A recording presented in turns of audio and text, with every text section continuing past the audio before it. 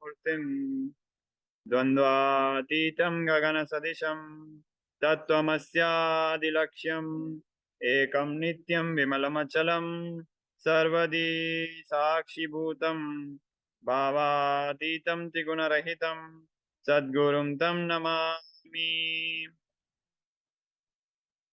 Nityanandam, we welcome all Kailasa attending from Kailasa monasteries, gurukuls, temples, ashrams, and centers from around the world. We welcome all the Nityananda TV, Kailasa TV, Hinduism Now TV, Facebook, Instagram, Twitter, YouTube viewers, and all those blessed to have Nana Diksha two-way video conferencing who are joining us for today's program. Welcome to today's pre-satsang segment, which will be followed by today's satsang. We'll start with a brief introduction to the Supreme Pontiff of Hinduism. The Supreme Pontiff of Hinduism, Jagat Guru Mahasanidhanam, His Divine Holiness, Bhagavan Paramashivam, is the reviver of Kailasa, a macrocosmic, ancient, enlightened Hindu civilizational nation. The Supreme Pontiff of Hinduism is the 1008th incarnation of Paramashiva as per Hinduism, recognized by his predecessors who are enlightened masters and adepts. The Supreme Pontiff of Hinduism has made the science of power manifestation, yoga, and temple-based universities a lifestyle for humanity.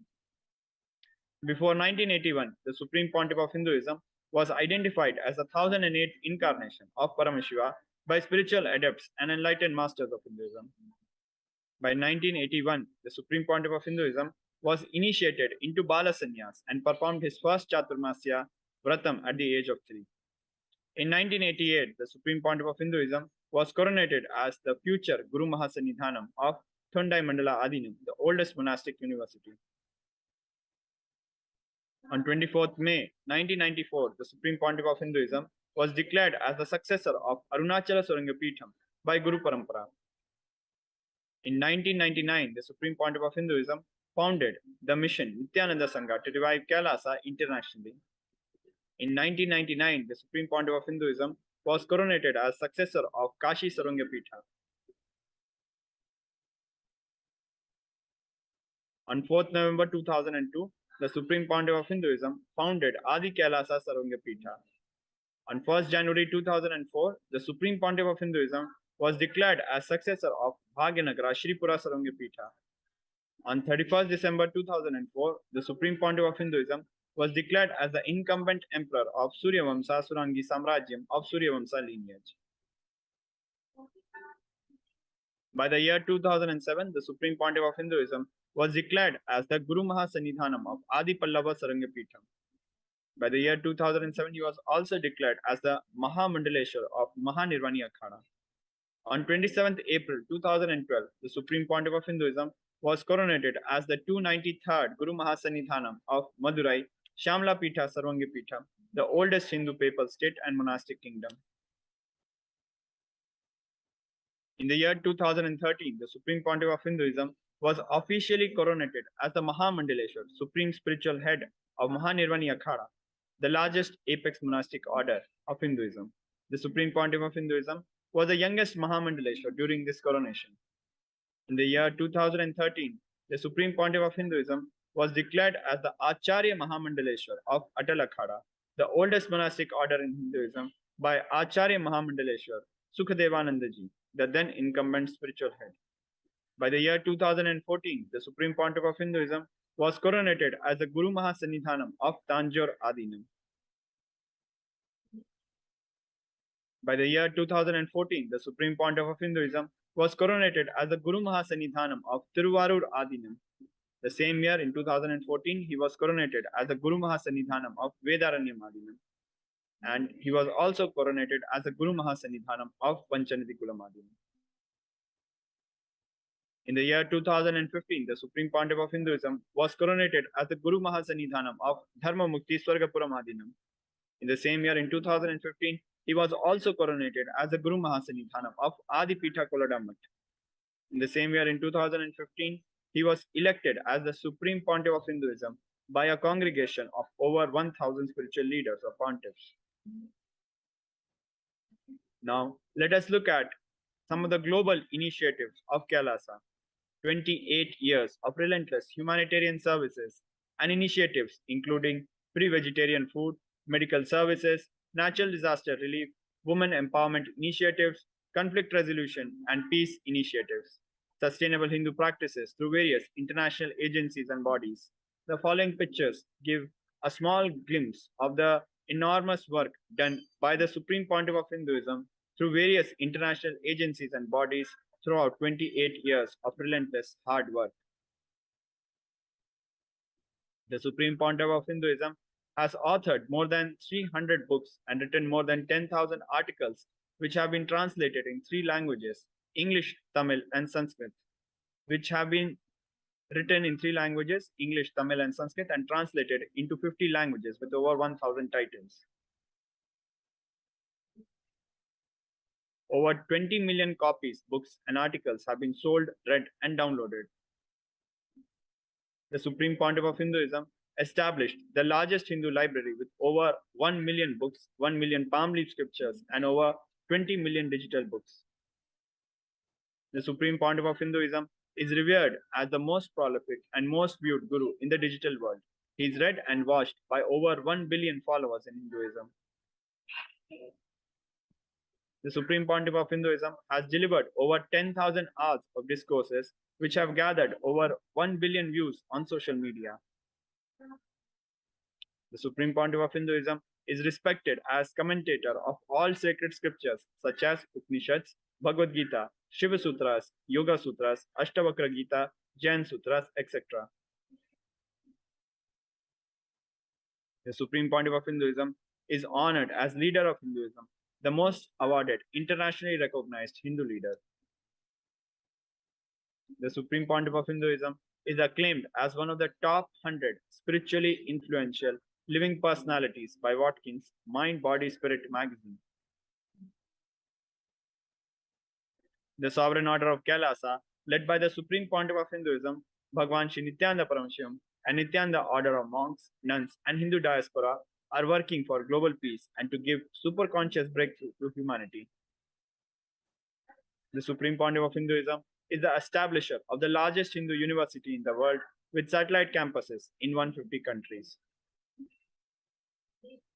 The Supreme Pontiff of Hinduism is the establisher of over 1,000 Kailasa enlightenment ecosystems. The Supreme Pontiff of Hinduism is the founder and reviver of over 100 Sarvangapithams. With this, we come to the end of this brief introduction to the Supreme Pontiff of Hinduism. We'll be right back with the next segment. Please stay with us. Thank you. Nityanandam.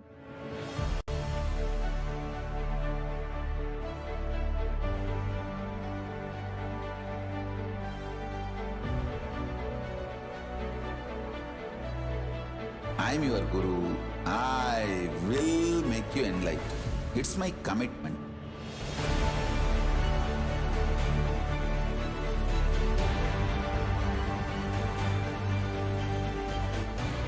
Till you become Paramashiva, I won't rest. Don't worry at all.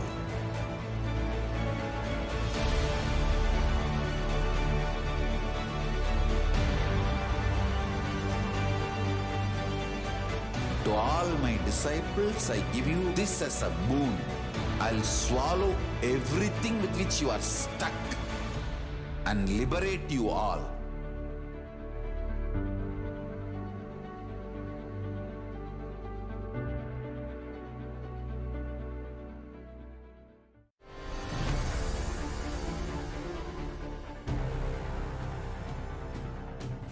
Time itself is nothing but your decision to struggle with the same rut.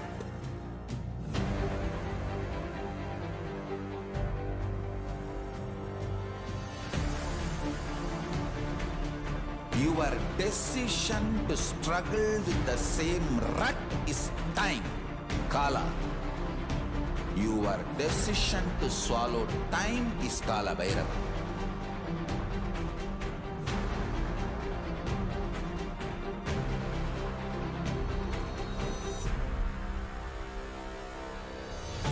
Stand. Be a conscious woman or man. Be conscious being.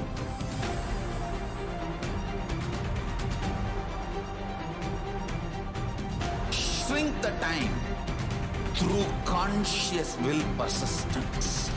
Make the future into present by being ferocious with yourself.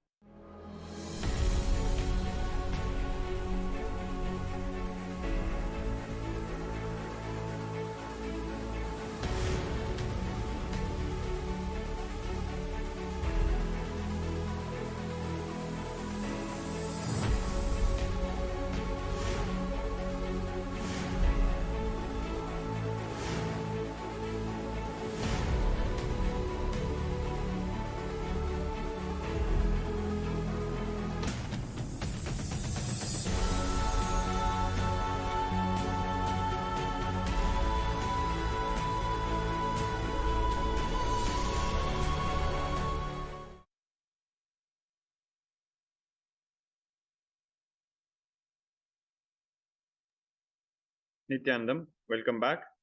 Now, we'll be looking at the world today with the situation of poverty around the world, especially given the crises around the world, mainly the COVID-19 pandemic. About 9% of the world, or 689 million people, live in extreme poverty on less than $1.9 a day. Around 430 million people around the world will be living in extreme poverty by 2030 as per projections. This is 30 million more than last year's projections, an increase of 7.5%. 1.3 billion people already live in multi-dimensional poverty. Of this, 32%, around one-third, are under 10 years old. 50% are children. The following data is from UNDP. COVID-19 has doubled poverty rate in many parts of the world.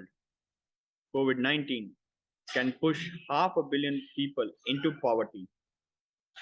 People are struggling throughout the world to cope up with the pandemic.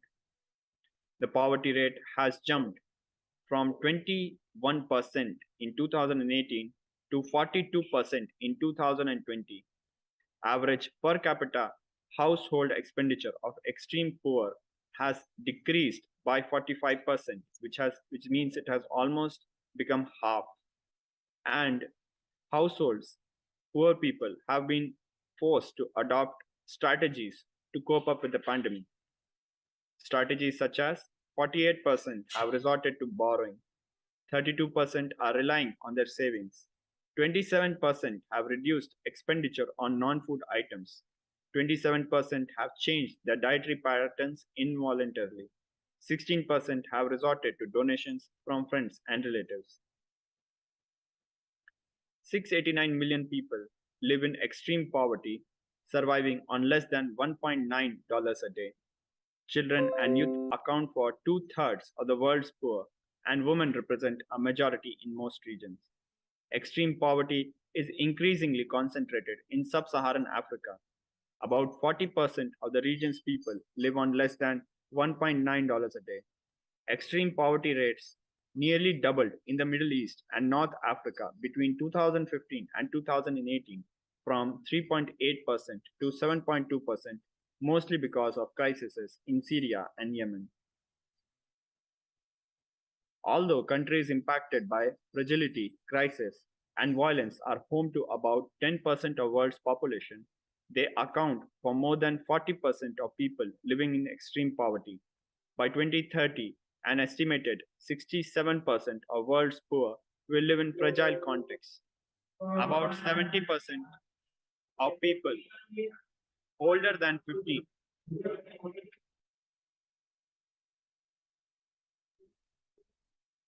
About 70% of people older than 15 who live in extreme poverty have no schooling or only some basic education.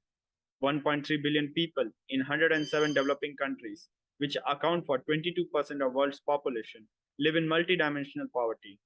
About 84% of multidimensionally poor live in sub-Saharan Africa and South Asia. 644 million children are experiencing multidimensional poverty. More than half a billion people have been pushed further into extreme poverty due to healthcare crisis.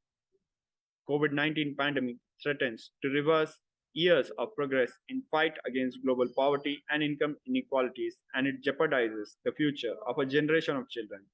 COVID-19 drove an additional 97 million people into extreme poverty in 2020, according to World Bank estimates. More than a year into the pandemic, the World Bank stresses that there is still much we don't know concerning its impact on global poverty in 2022. The impacts of COVID-19, rising global inequality, and soaring food prices are set to send more than 250 million more people into poverty this year, according to charity group Oxfam International. The combined hit may result in a total of 860 million people living below the $1.9 a day line by the end of 2022, or 263 million more than the projection before the pandemic. That's equivalent to the entire population of the UK, France, Germany, and Spain combined.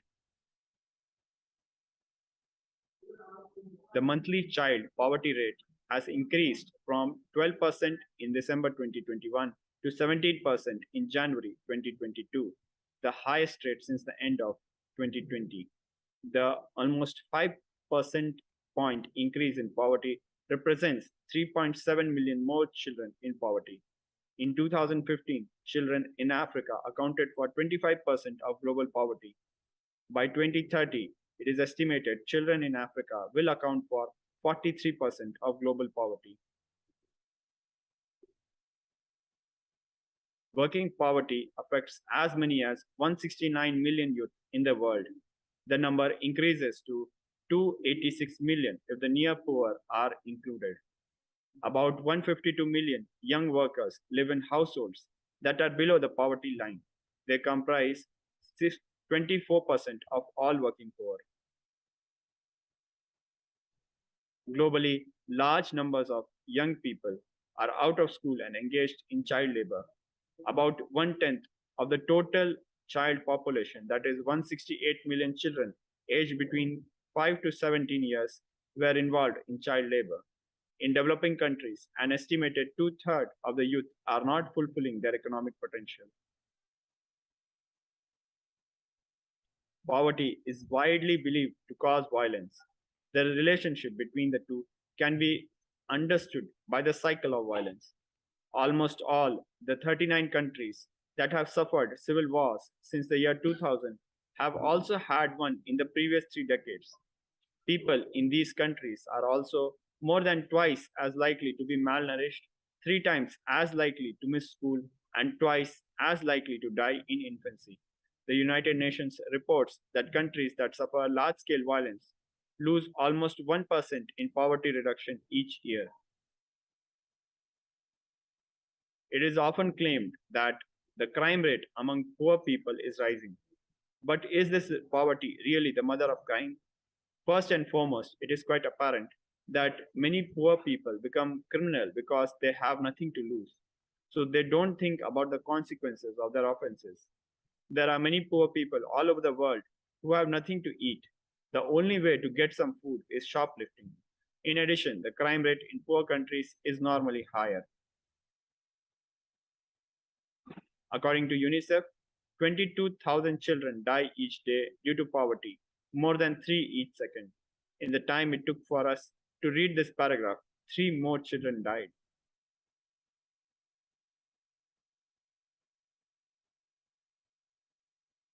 With this, we come to the end of this section on poverty around the world.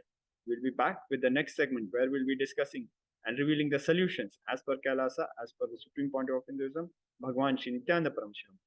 Please stay with us. We'll be right back. Thank you. Nithyanandam.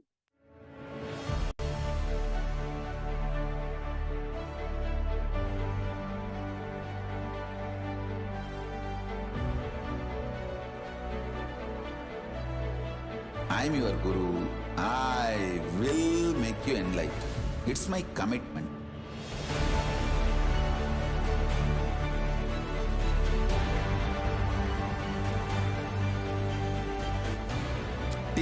become Paramashiva. I won't rest. Don't worry at all.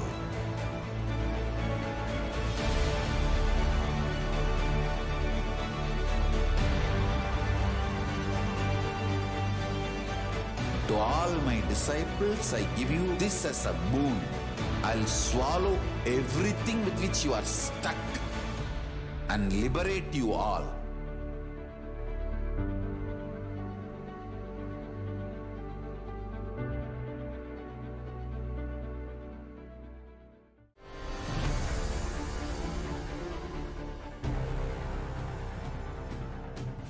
Time itself is nothing but your decision to struggle with the same rut.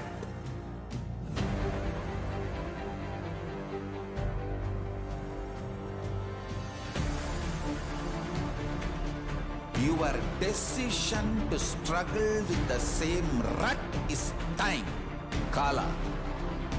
Your decision to swallow time is Kala Bhairava.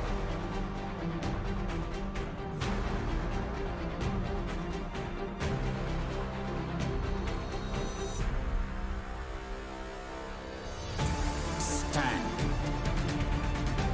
Be a conscious woman or man. Be conscious being.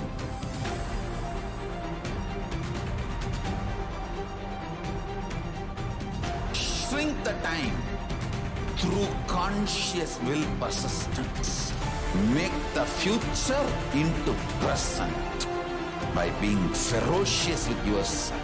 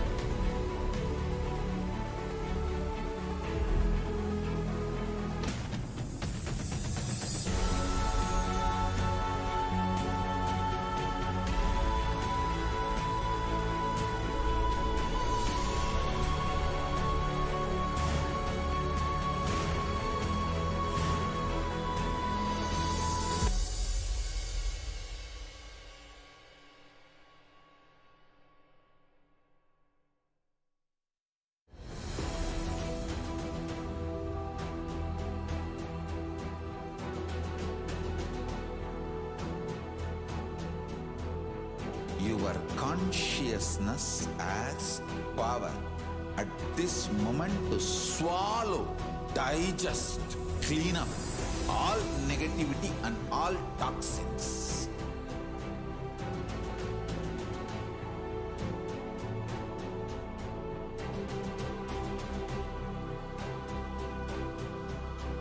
Develop a powerful will persistence.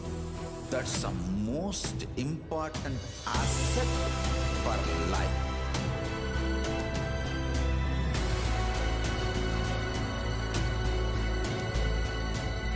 I am not giving you some life positive blah blah. I am giving you the facts of life. I am triggering your consciousness.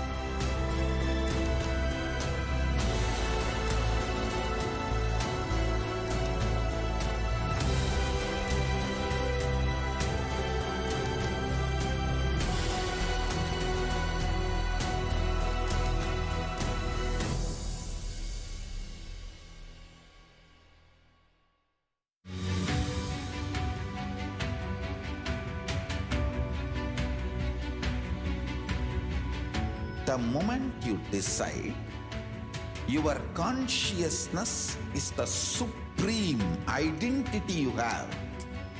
You will not empower your depression, your frustration,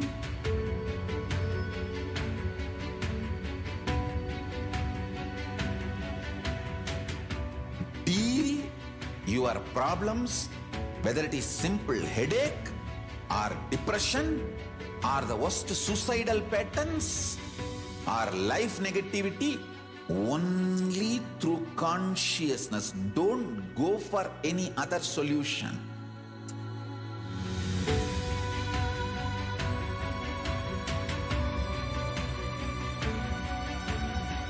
Don't keep stupid, toxic, life negative struggles inside.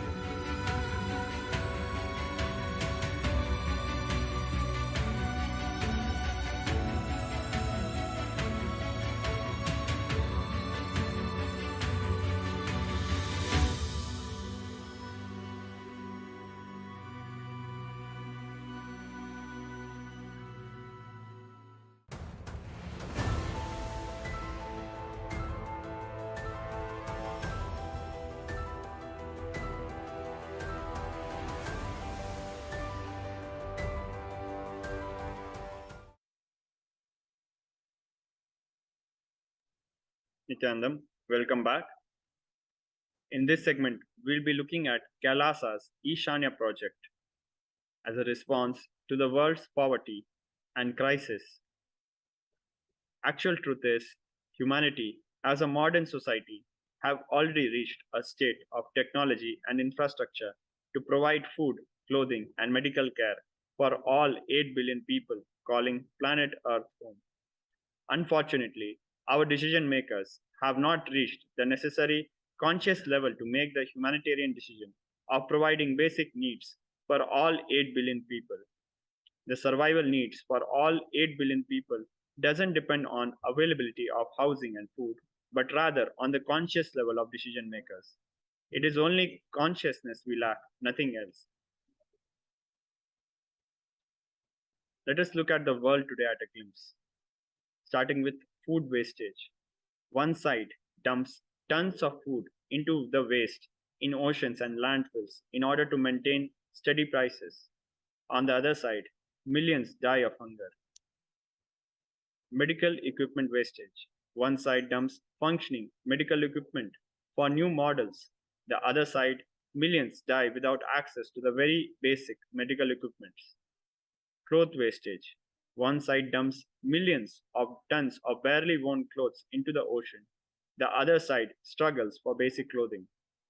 Home and shelter wastage. One side faces home foreclosures and empty, locked homes. The other side faces homelessness in the millions.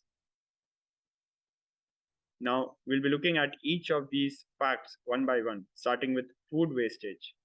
One side, 1/3 of the total food production is wasted versus 35 million affected by food poverty. 1/3 of the food produced in the world for human consumption every year, approximately 1.3 billion tons, gets lost or wasted. Food losses and waste amount to roughly 680 billion US dollars in industrialized countries and 310 billion US dollars in developing countries. 155 million people in 55 countries or regions faced a food crisis in the year 2021. Adding the number has now increased to 265 million due to COVID-19 epidemic. Even if just 1/4 of the food currently lost or wasted globally could be saved, it would be enough to feed 870 million hungry people in the world. 35 million people are dying from hunger worldwide. A child dies from hunger every 10 seconds. Poor diets are linked to 20% of all deaths worldwide. Now let us look at medical equipment wastage. One side, 5.25 billion US dollars worth discarded equipment. Other side, no medical care for 100 million. US medical waste will attain 5.25 billion US dollars by 2027 among regulated and unregulated clinical waste. Around 80 to 85% can be reused. Unused supplies in medical facilities are often discarded unnecessarily rather than stored for later use, adding even more unnecessary garbage being carted away to landfills. Reprocessing industry saving 15 million pounds of medical waste from landfills and reducing cost to hospitals and surgical centers by over 544 million US dollars. The world's poorest countries are paying some of the highest drug prices, with everyday medicines costing up to 30 times more than in rich countries. Half the world lacks access to essential health services. 100 million still pushed into extreme poverty because of health expenses. Now let us look at cloth wastage. One side, 59,000 tons of waste clothes versus 1 out of 8 children affected by cloth poverty. 100 million garments are produced each year, with 33% going to landfills. Every year, 59,000 tons of unused and unsold clothing end up in Chile from all over the world. Every 10 minutes, an estimated 6,000 kilos of clothing and textile are dumped in landfills.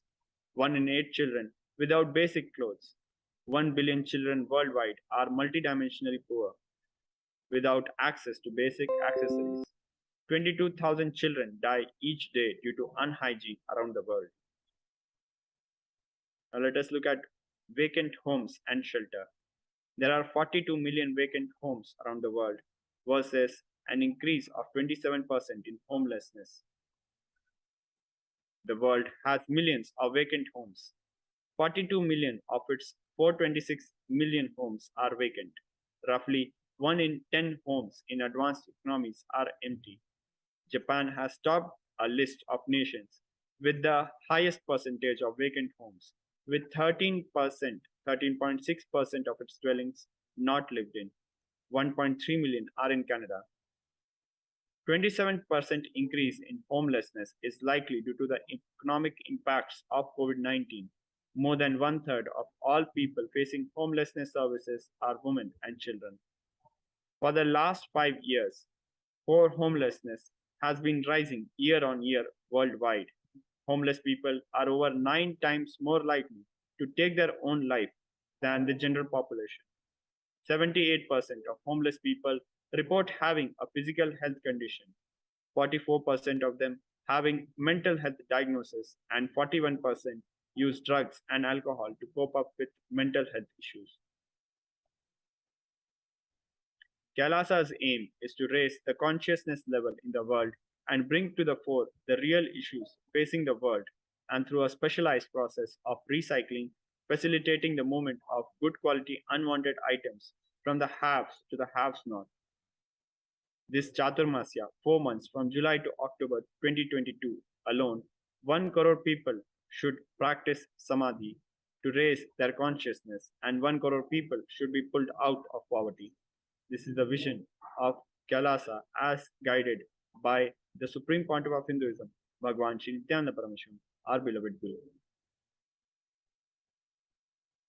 There are threefold benefits.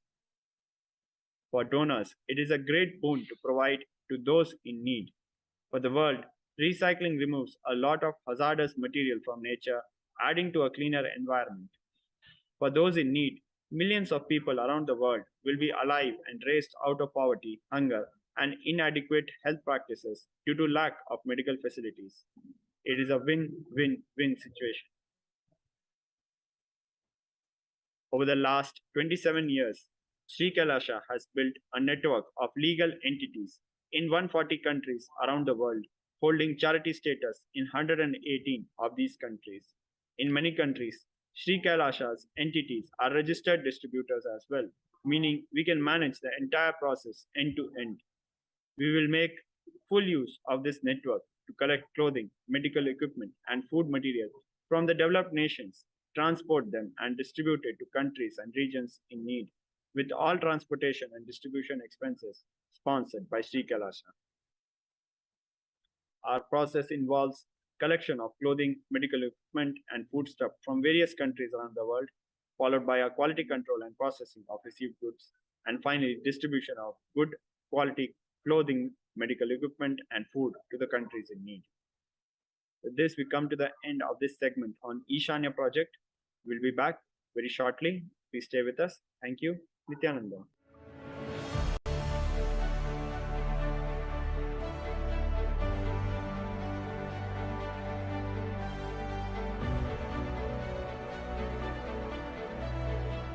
I am your Guru. I will make you enlightened. It's my commitment.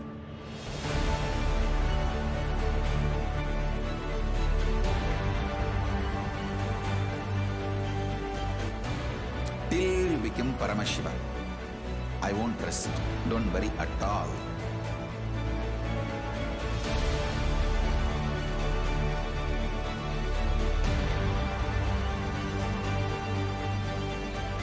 To all my disciples, I give you this as a boon. I'll swallow everything with which you are stuck and liberate you all.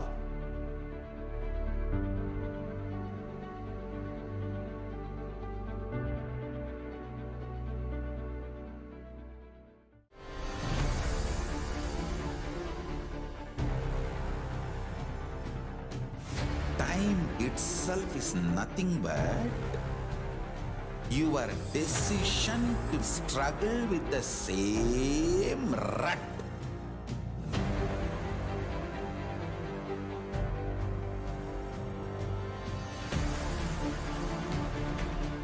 Your decision to struggle with the same rut is time, Kala.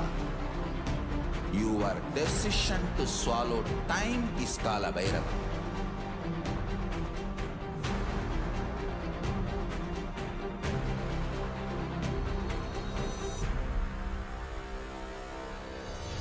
Stand. Be a conscious woman or man. Be conscious being.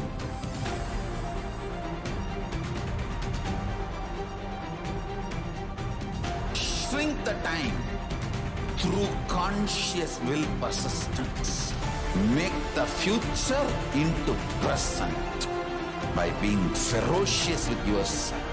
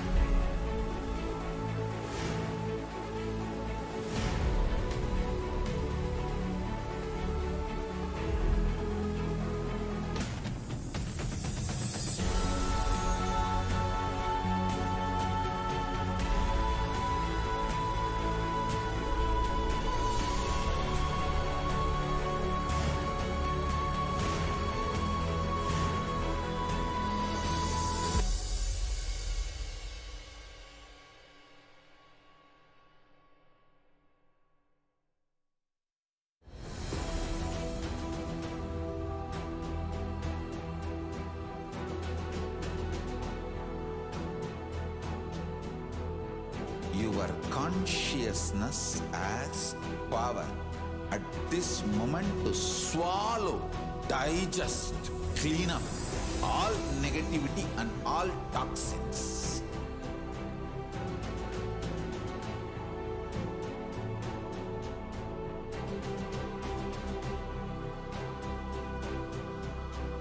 Develop a powerful will persistence.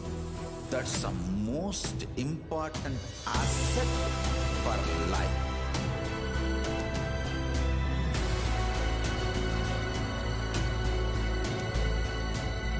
I am not giving you some life positive blah blah. I am giving you the facts of life.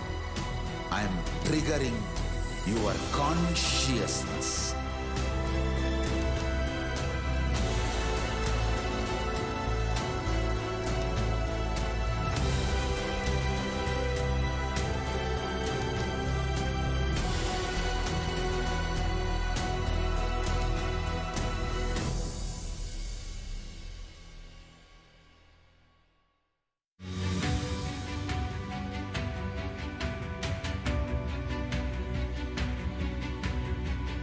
The moment you decide, your consciousness is the supreme identity you have. You will not empower your depression, your frustration,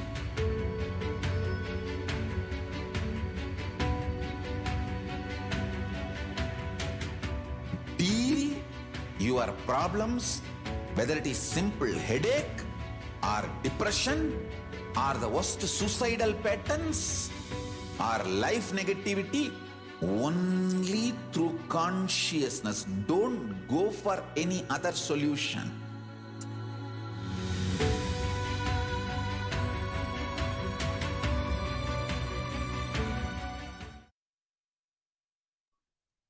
Welcome back.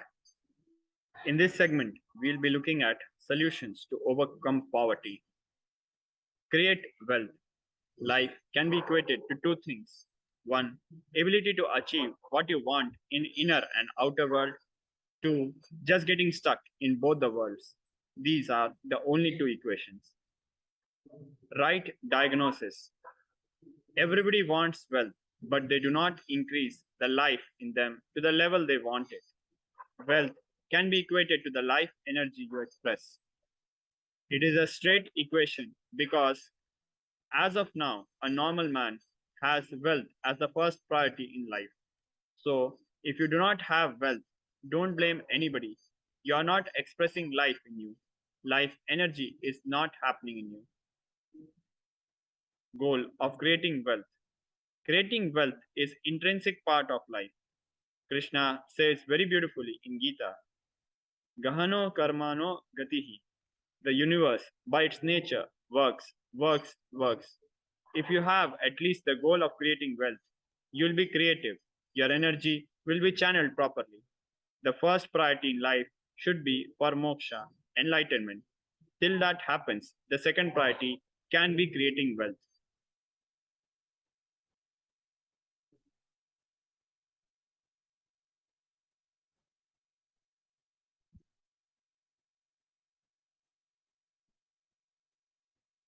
Why should you create wealth? Creating wealth makes you non-violent because your whole energy becomes creative. Creating wealth brings tremendous interest in life and non-violence. What is wealth? Wealth is not just an object or a thing to be achieved. Wealth is an extension of you. Anything that adds to you is wealth. The quality of health you enjoy, the state of your relationships, the fulfillment you experience in your career, your mental state, your sense of inner fulfillment. All these are measures of the success with which you have created wealth in your life.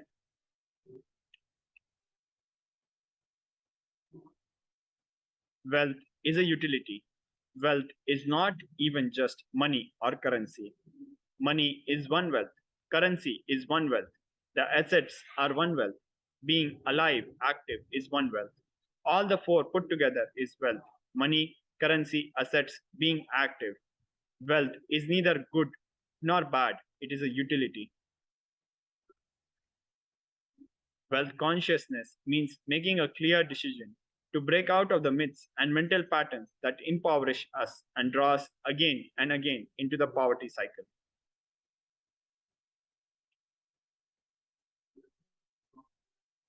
You manifest what you believe. You don't manifest your desire. You manifest your cognition, what you cognize and perceive as reality. The gap between beliefs and desires. Many of us say, I really desire wealth, but deep down you believe wealthy people are arrogant people, bad people. They do lot of wrong things. If you believe wealthy people are arrogant, bad, wrong, they do many wrong things. They exploit others. If you have that belief, how are you going to manifest wealth in your life?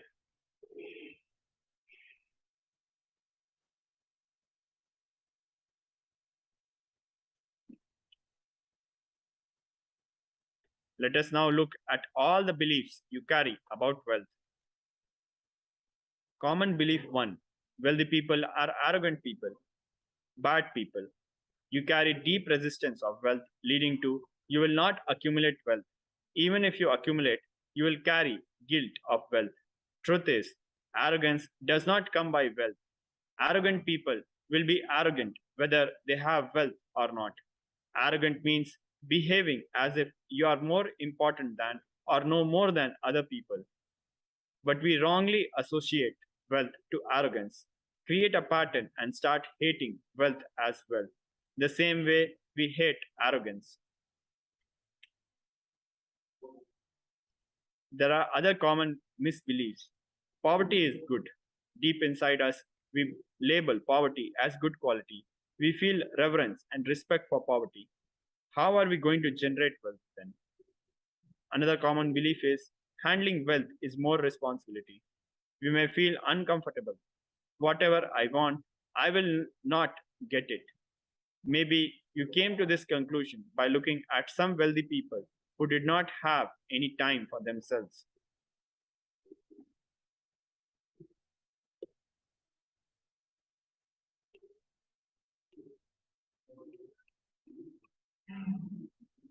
Will persistence.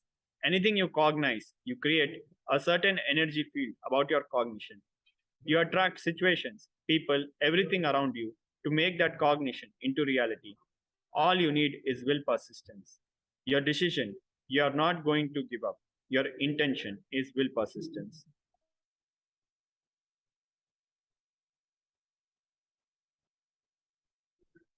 It is possible.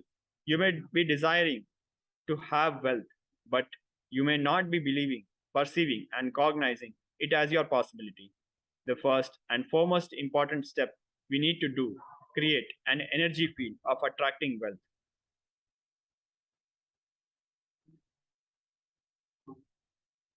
Create a magnetic field. First step, clean up the incompletions and patterns you carry about wealth and create a right space, a powerful magnetic energy center in you to attract wealth, situations, and people that supports you to create wealth like magnetic energy center for manifesting wealth the way you want.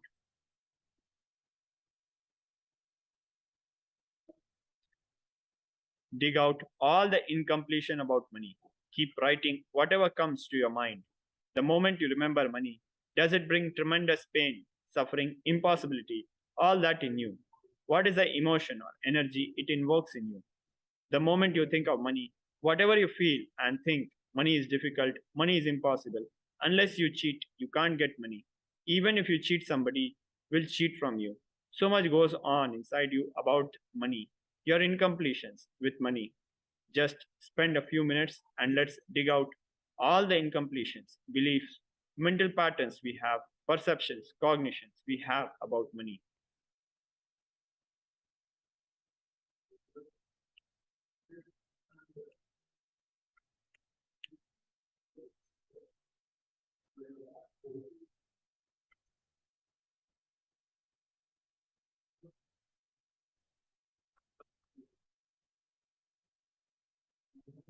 Each belief or cognition starts from a particular incident. Identify the incidents when the wrong or incomplete beliefs about wealth started forming in you. Relive and relieve. Complete those incompletions. Go back to that same age when the incident happened, when the idea, belief, perception started building in you. Second step is to consciously decide what you want to manifest in next 3 months in the wealth dimension.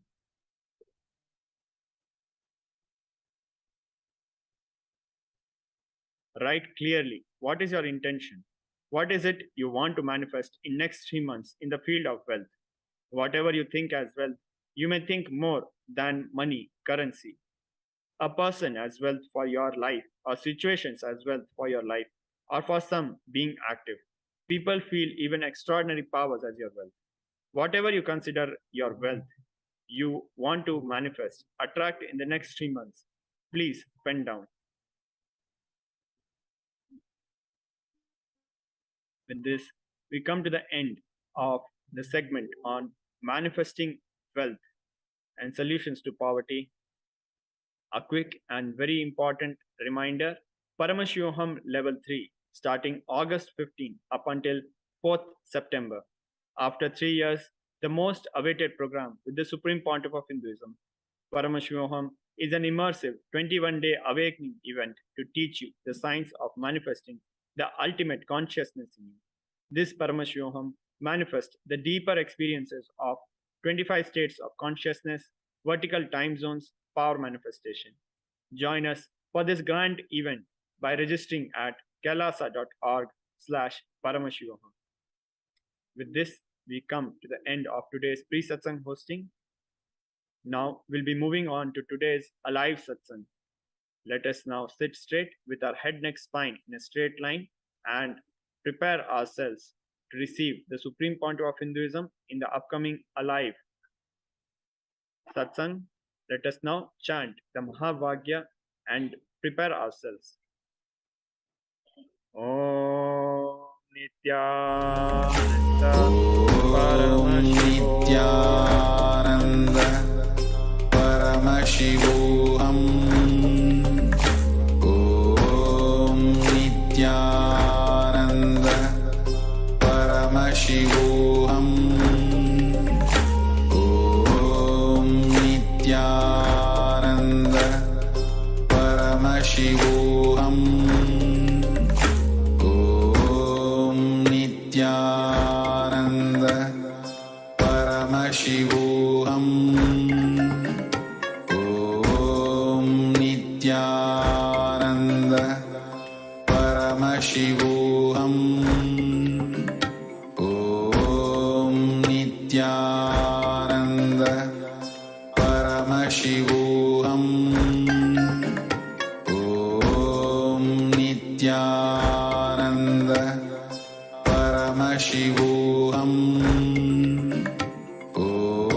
Om Nityananda Paramashivoham. Om Nityananda Paramashivoham. Om Nityananda Paramashivoham. Om Nityananda Paramashivoham.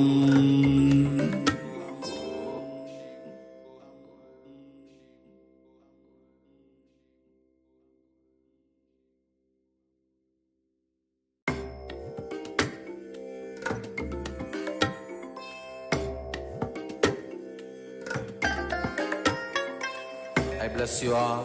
Let you all open all your three eyes and manifest the powers of Mahasadashiva. Om Nityananda Paramashivoham.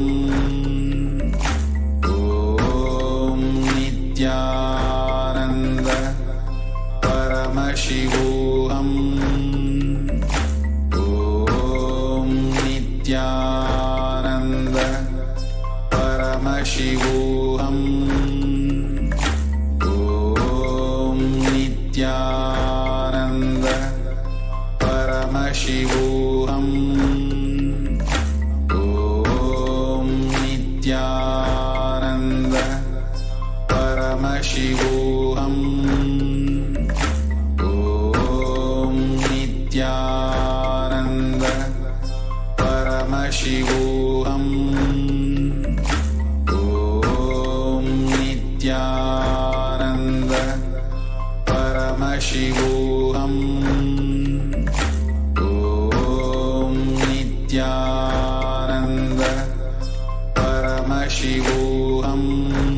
Paramashivoham.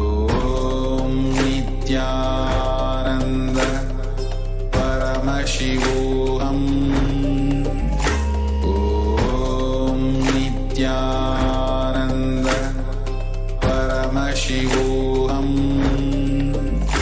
Om Nityananda Paramashivoham. Om Nityananda Paramashivoham.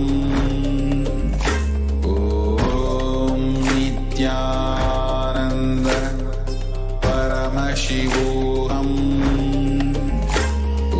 Om Nityananda Paramashivoham.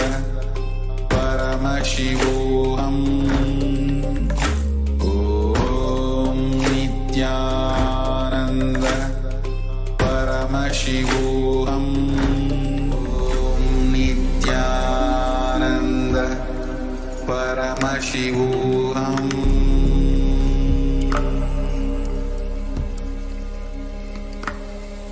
Om Nityananda Paramashivoham. Paramashivoham.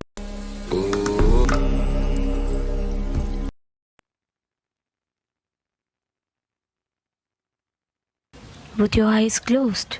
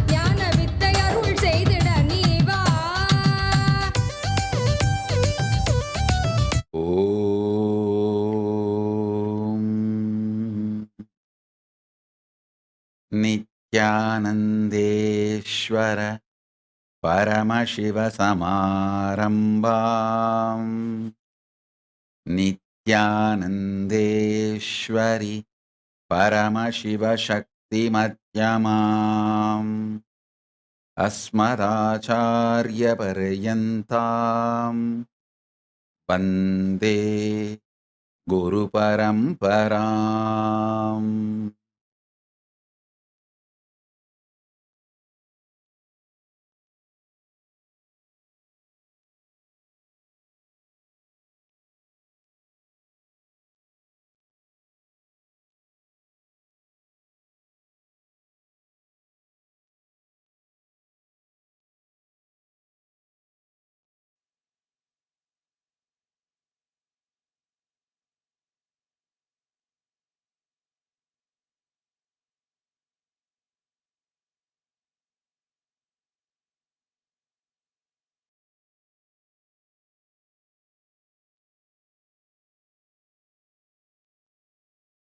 I welcome you all with my love and respects and blessings.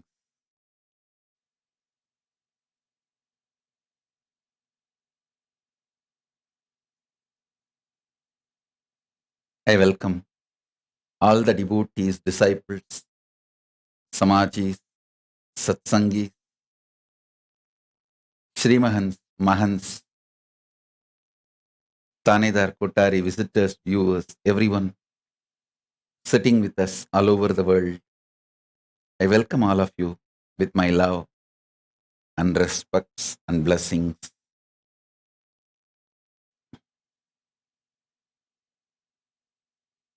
Paramashiva's message directly from Maha Kailasa. Reason out, season out, hang out, chill out with the highest truth of Paramashivatva. I'll repeat. Reason out, season out, hang out, chill out with highest truths of Paramashivatva. Understand?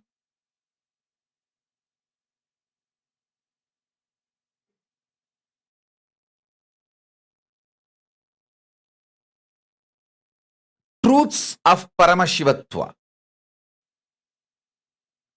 All the constitutional rights given to each soul by the cosmos is the highest truths of Paramashivatva. See, like each country guarantees some rights by their constitution to their citizens, cosmos guarantees certain rights to all the beings, especially to human beings.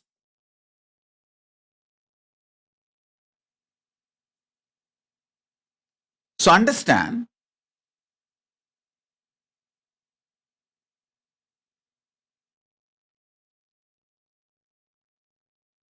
the first right, I call it as the first amendment. The first right cosmos gives you is to think, feel, experience, and live as Paramashiva, and to be treated by everyone around you, everything around you as Paramashiva. Listen, not only you have the right to think, feel, exist, experience, live as Paramashiva, you have the right. Everything around you, not only human beings, even the nature around you, should treat you as a Paramashiva, and you have a right. Please understand, these are the fundamental rights guaranteed by the cosmic constitution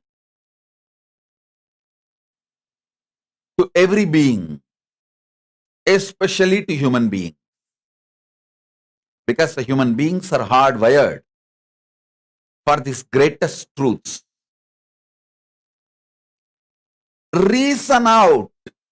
When I say reason out, I mean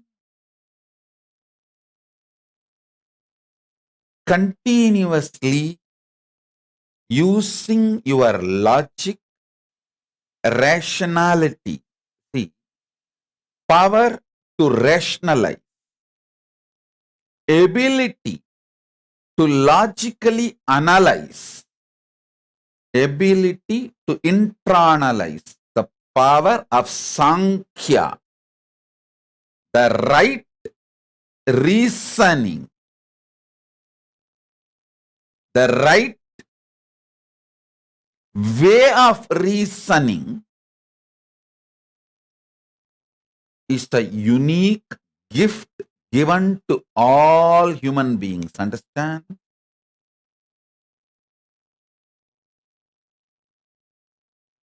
Just like two hands, two eyes, two ears, Paramashiva has given us a unique power called ability to rationalize, ability to logically come to a conclusion. And please understand, your ability to rationalize and ability to come to a logical conclusion is nowhere related to your so-called degrees, universities, education. No.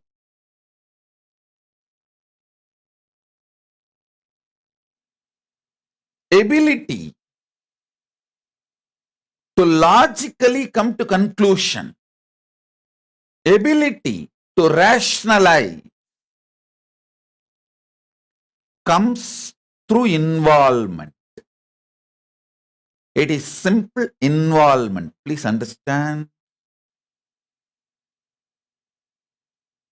If you develop the ability to rationalize,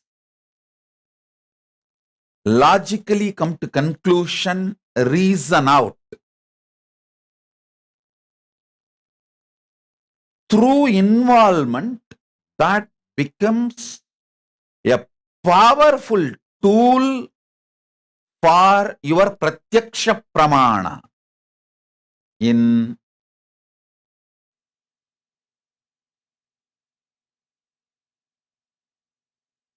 Hindu tradition, there are various pramanas, the various levels of developing your being for enlightenment.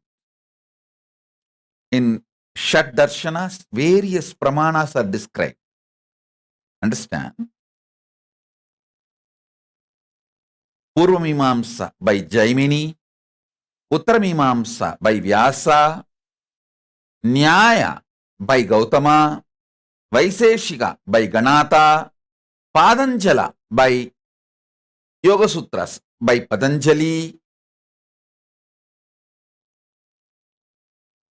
The various darshanas, it's actually 6. Nyaya, Vaiseshika, Yoga, Sankhya, Uttaramimamsa, Purvamimamsa.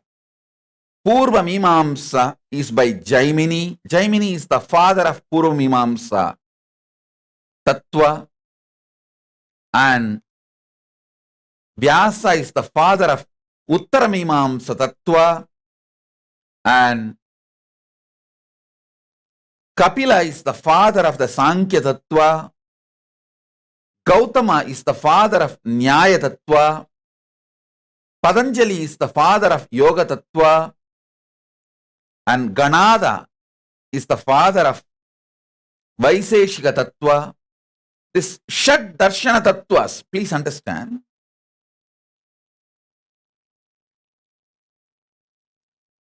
Each of these darshanas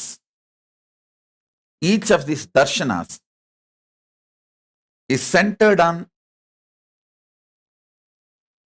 certain kind of reasoning out.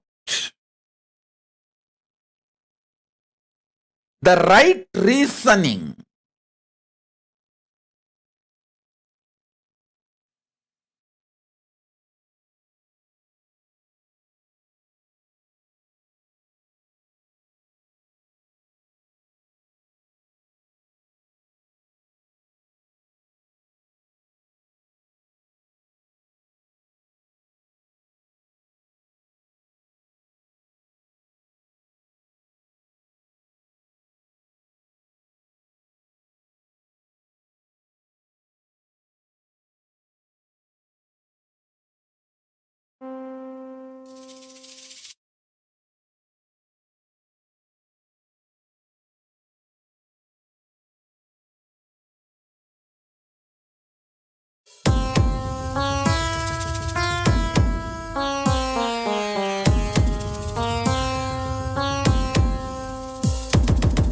Shiva Shiva Shiva Shiva Shiva Shiva Shiva Shivane Pande Avadaritan Kailaya Nayaga Nadidu Matatil Saivataye Avan Punaramaitan Shiva Shiva Shiva Shiva Shiva Shiva Shiva Shiva Shivane Pande Avadaritan Kailaya Nayaga Nadidu Matatil Saivataye Avan Punaramaitan Nityananda Nityananda Nityananda Nityananda Nityananda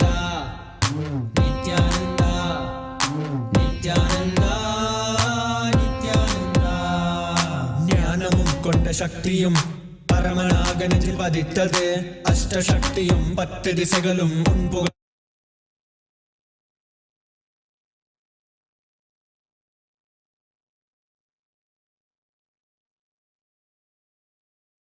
Yoga by Patanjali,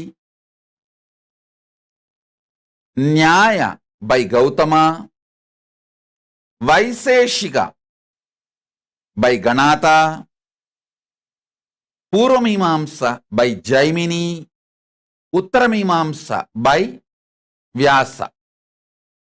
These Sat Darshanas teach us a very powerful method, way of thinking, logical reasoning. I tell you, developing logical reasoning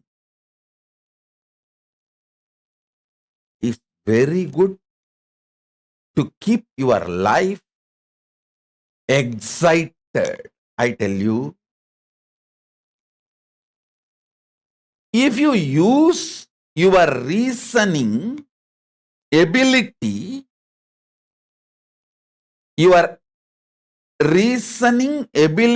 as a corrupt, bad, cheap negotiation strategy with life and others, you will constantly feel suffocated, deprived, cheated. Listen, if you use your ability to reason out,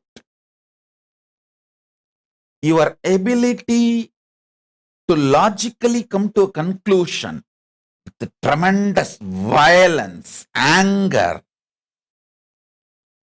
just to fight with others, cheap, corrupt strategy to negotiate with life and others, you will feel suffocated, deprived, cheated, frustrated forever.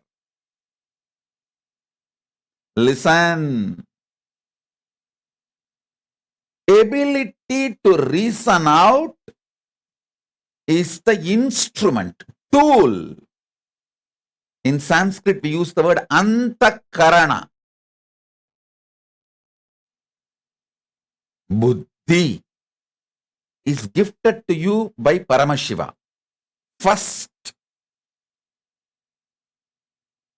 develop that reasoning ability and reason out the great truth. You are Paramashiva. Listen.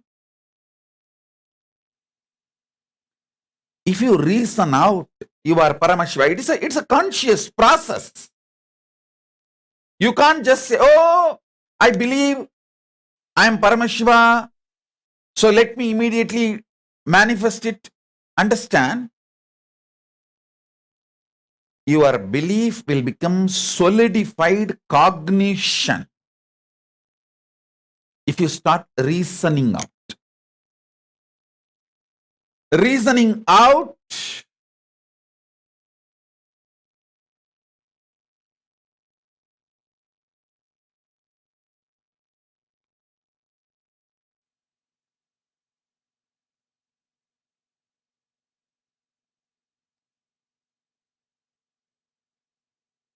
with a fair reasoning out. I am not even saying you should look at the whole life with the eyes of the fairy tale, with the la la land, with the idea of the oasis. No, I am not even giving you some impossible, impractical cognitions. No. Reason out reasonably. Do not use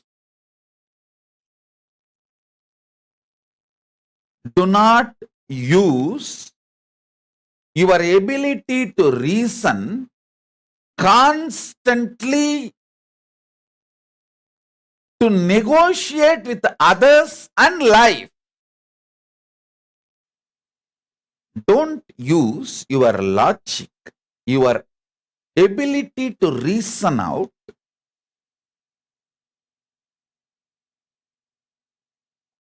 in a cheap, cunning strategy method, a strategizing tool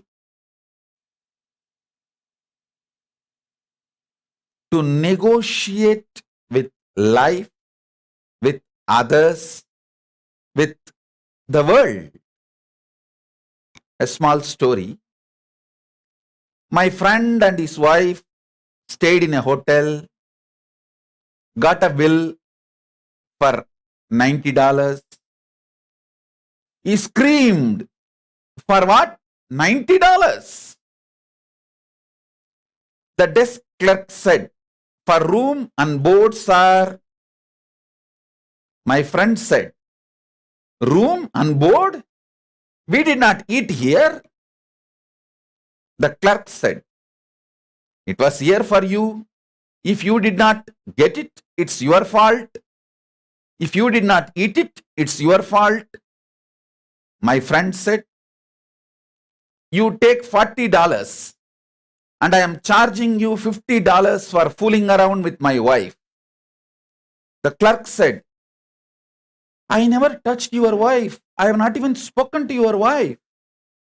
My friend said, it was there for you. If you did not take it, it's your fault.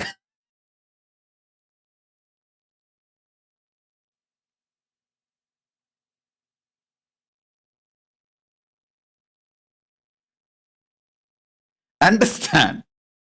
Do not use your ability to reason out as a cheap strategy for negotiation or a tool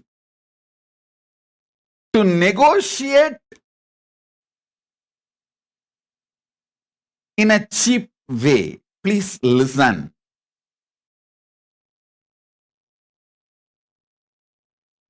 Some of the Nitya Satsangis who attend regularly satsangs may be wondering after a long time, a small story from Swamiji.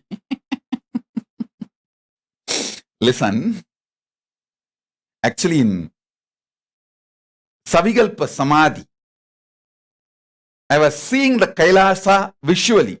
See, in Nirvikalpa Samadhi, there is no two. There is no seen and the seer. It's all one, pure consciousness.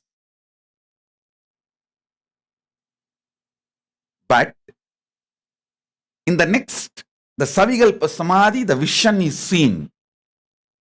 Inside me only, a part of me is Paramashiva, part of me is Ganapati, part of me is Paramashiva Shakti, part of me is Subramanya, part of me is Kailasa. Like a inside me, the whole thing is seen. In Savikalpa Samadhi,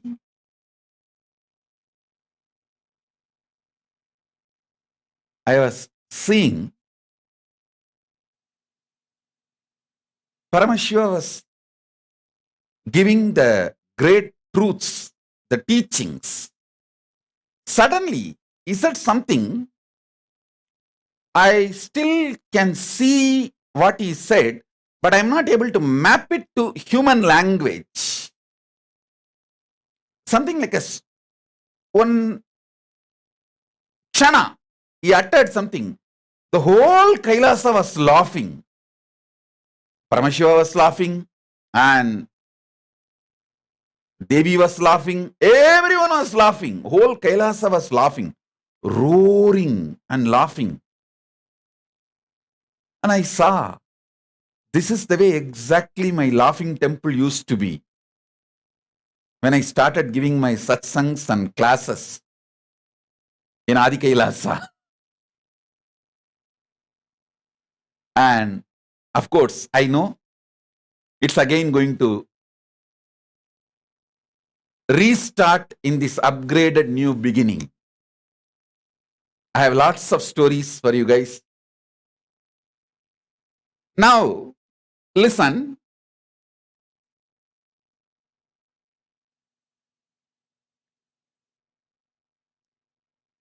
If you see, you can see very clearly how your ability to reason out is being used by you violently.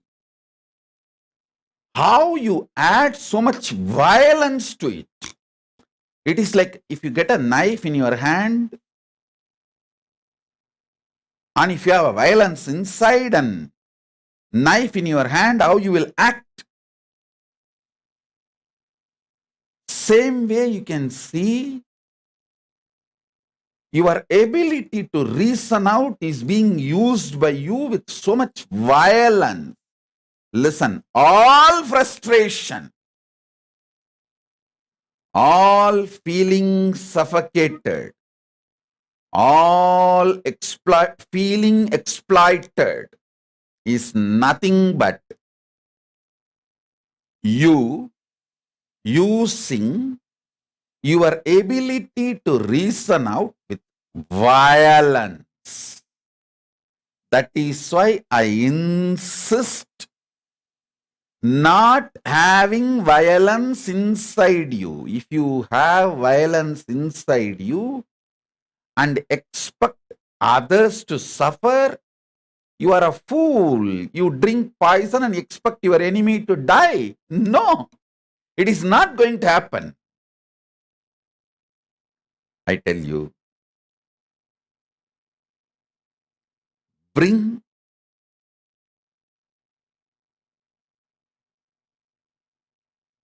absolute peace. You cannot immediately bring love, compassion, all that. First, you can only bring peace inside you. Bring peace, shanti.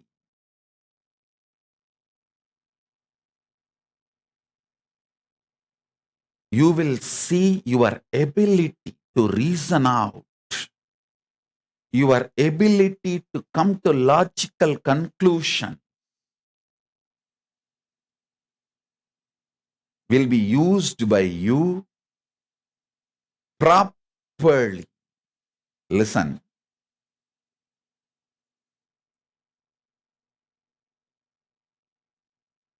Knife in the hands of a compassionate doctor can save a person.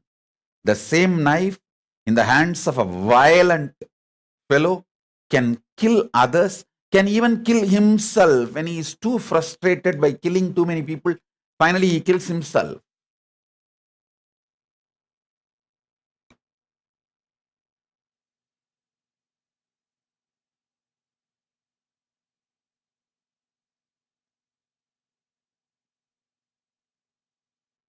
The ability to reason out, that ability is sacred, because every day you go on reasoning out about yourself, about your life, about your past, about your future.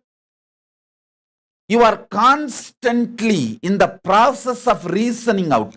That reasoning out is one of the powerful tools. Whether you want it or not, just like your breathing, reasoning out is part of your being, the core being.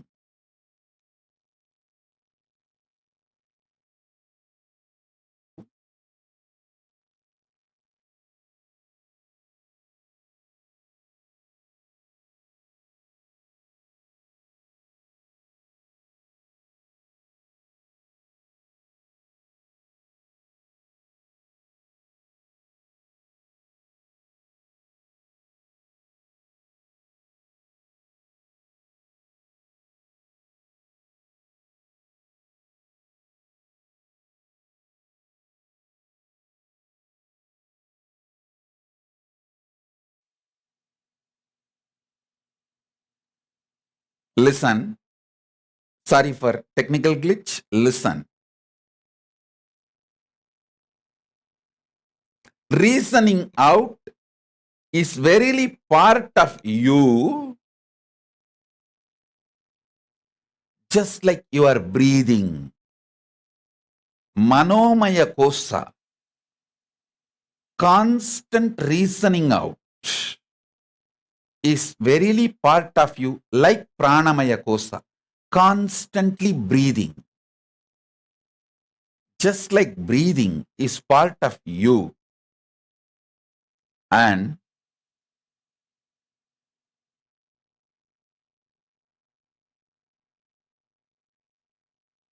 reasoning out, logically coming to conclusions, is verily part of you.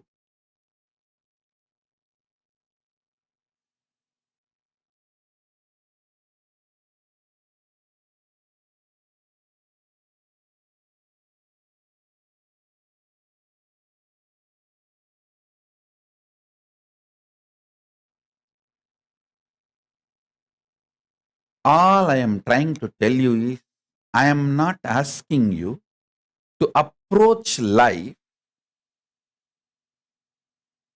with so-called positivity, love, compassion. I tell you, love, compassion, positivity, everything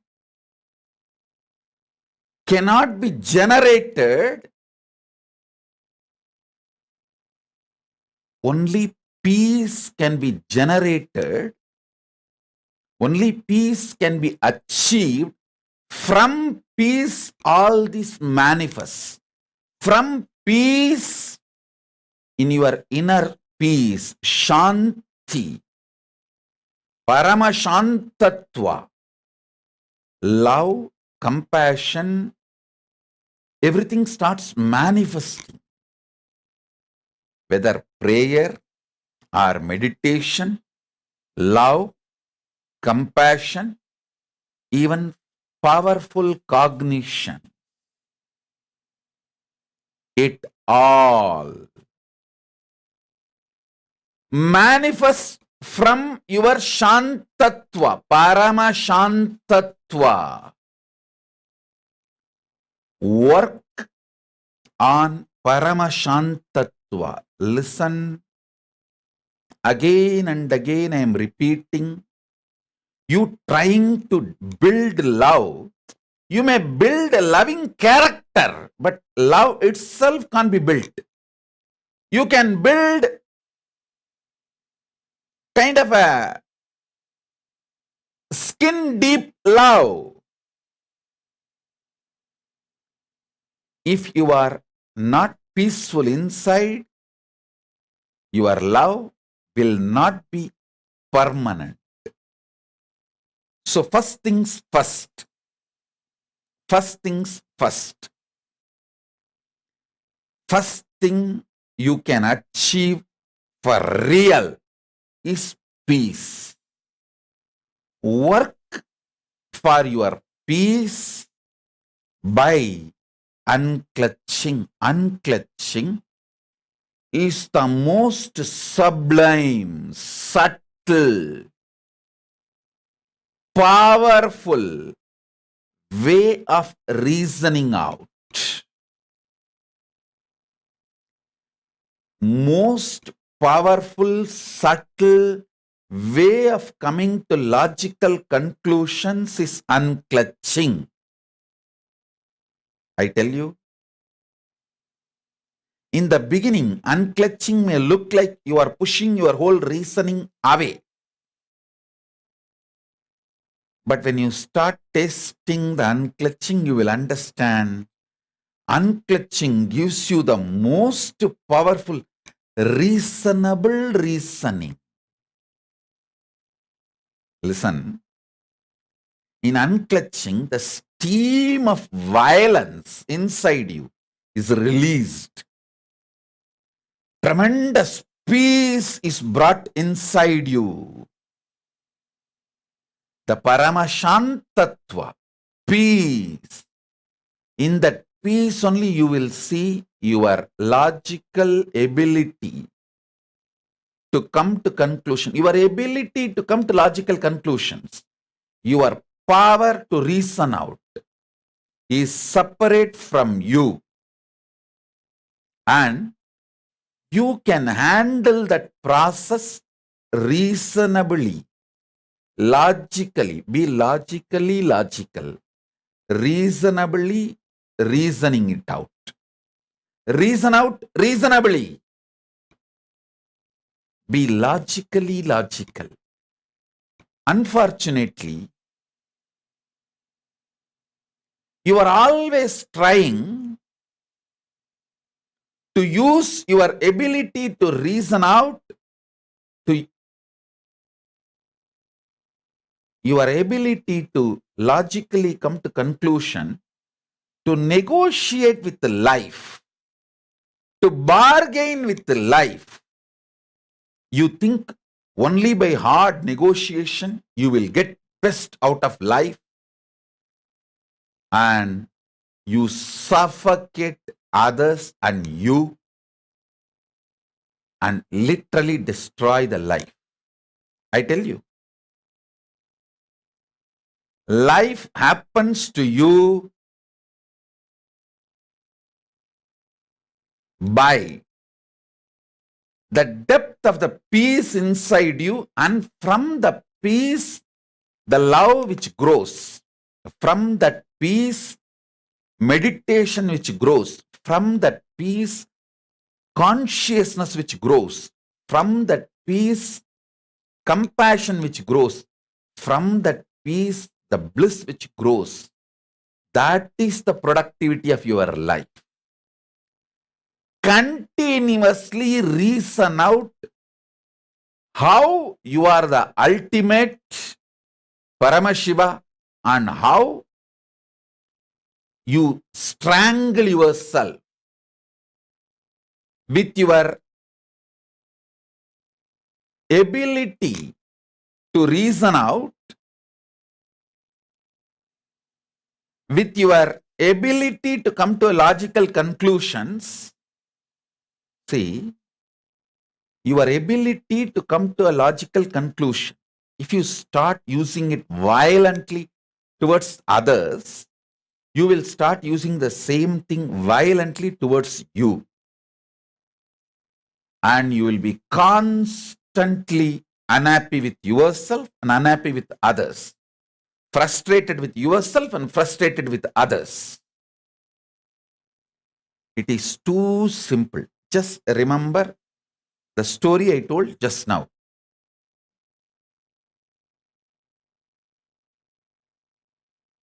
The desk clerk asks money for the breakfast, the food you did not eat. Then immediately you try to ask the money from him for the acts he did not do. Listen, it may be like a joke, but look in how many times you are playing this crucial, I should say that, this cruel joke in many crucial moments of your life with you and with others. Just sit and pen down 5 moments. Listen, today try to do this. Just 5 moments when you played this cruel joke during the crucial moments of your life with yourself and with others.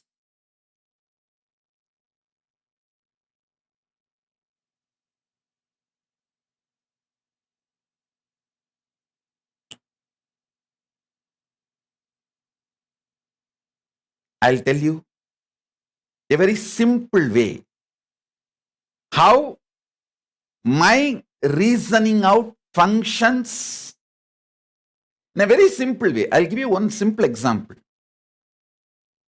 When I am unclutched and sitting in samadhi, sometimes with the eyes open, my disciples come and present various situations and issues where I need to make decisions. During very critical moments, crucial moments, or emergency situations, they ask me, Swamiji, don't you ever feel insecure about the future and how things are going to happen,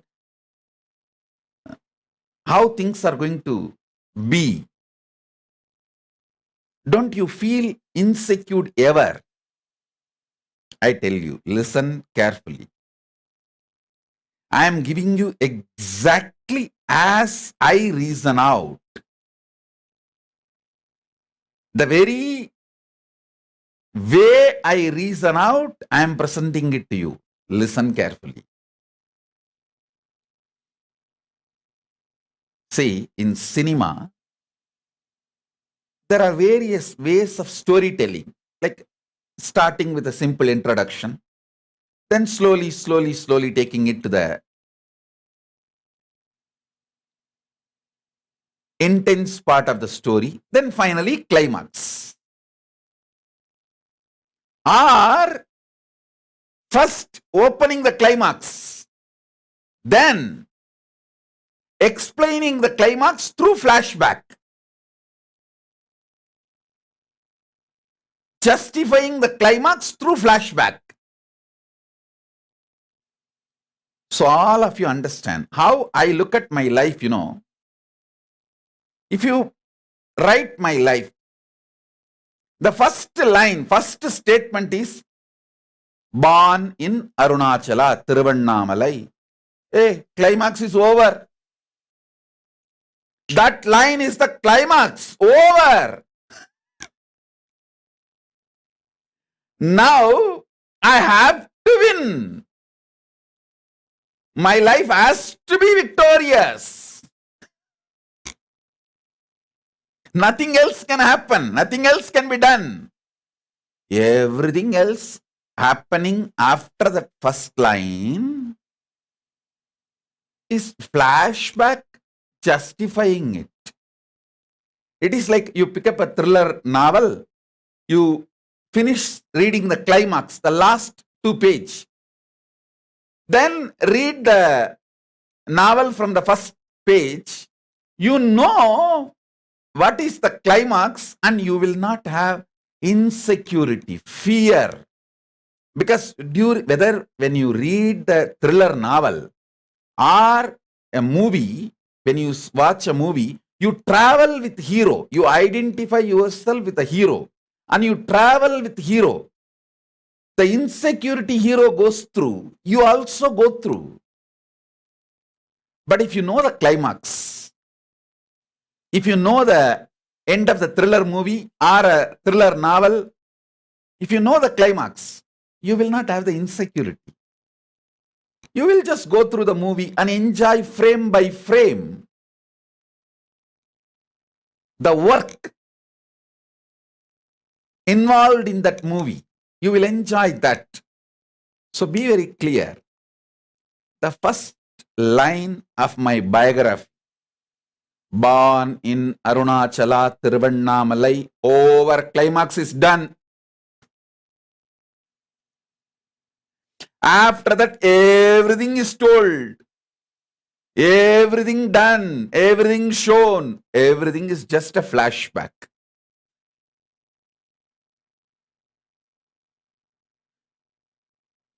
After that one line, is born in Tiruvannamalai. அதுக்கப்புறம் என்னடா சொல்லுவீங்க என்னை பத்தி? என்ன சொன்னாலும் அது flashback தான்டா.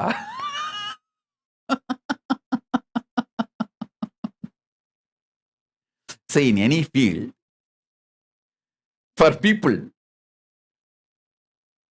to measure them, for example, if a politician, political leader, how you will measure him? How many times he was prime minister or chief minister or a president? He was in power. And what is his vote bank?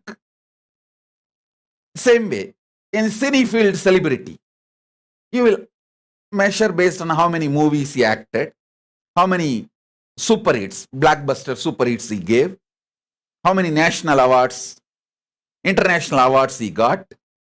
That's where you will measure them. In spiritual field, to gauge somebody, to measure somebody, the fundamental requirements are powerful Guru Parampara. Guru Parampara, unbroken lineage of enlightened beings. First. Second, a powerful spiritual ecosystem which groomed him. Third, when he manifested all the great truths given to him by Guru Parampara and the ecosystem as his own experience. Fourth, how he manifests the multi-dimensions and powers of that enlightenment. All these four, peak of all these four which I uttered now, powerful enlightened master's lineage, powerful ecosystem, ability to make the person manifest the enlightenment as his own experience, and ability to make that person manifest multi-dimensions of enlightenment. In all four, Arunachala is the peak and highest possible available brand. So when you say the first word, Tiruvannamalai Pirandar, born in Arunachala, Tiruvannamalai, over. Climax is done. Climax is over. Now it is no more a thriller movie or thriller novel. Now it is all flashback justifying the climax. Flashback justifying the climax. So I know for sure I have to win. I know for sure I will be successful. I know for sure I have to do the work Paramashiva gave me. Understand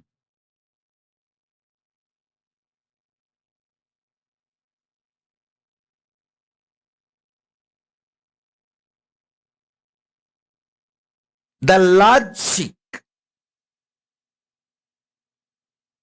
the way I reason out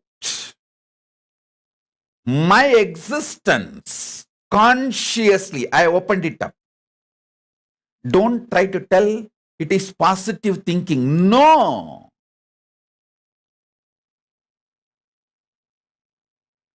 I just know a simple, reasonable way of reasoning out the ultimate truths. You may try to give a different name, confidence, bhakti, is trust on Arunachala, all whatever names you want to give, whatever brandings you want to do. I tell you,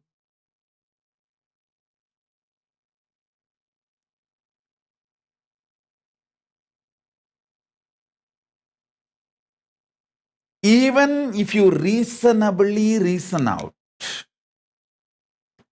stop hurting yourself with the self-doubt, self-denial, self-hatred. If you use your reasoning with a self-doubt, hurt yourself constantly, then self-doubt will become self-denial. And the self-denial will naturally lead to self-hatred. Self-doubt will lead to self-hatred and self-denial both simultaneously. So understand,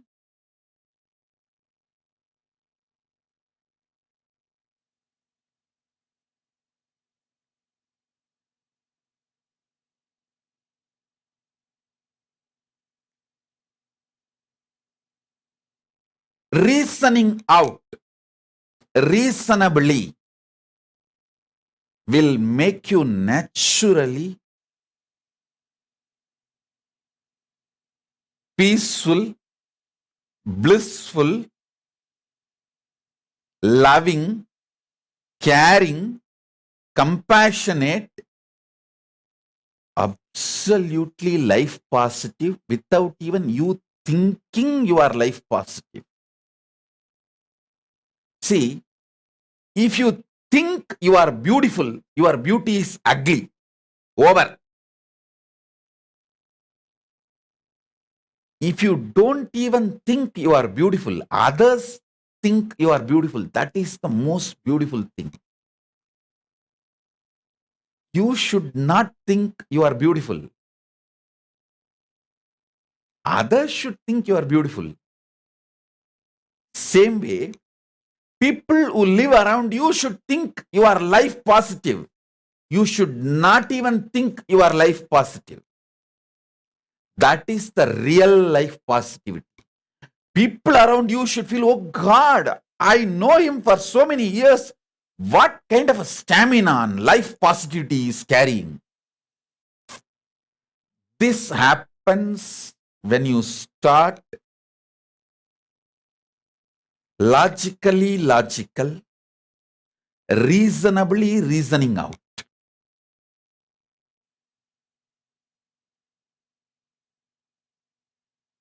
Listen, we all know the meaning of the words uttered. But when we pick up fight, how we twist, listen carefully. This is for all the Kailasavasis and everyone. Just sit with yourself and see how you twist the words during the interaction with the life. One more story. I have one more story. Miss D'Angelo was a nun, too bright girl. listen, you should enjoy every line of the story. Miss D'Angelo was a none too bright girl who had moved to Hollywood with the dreams of becoming a star.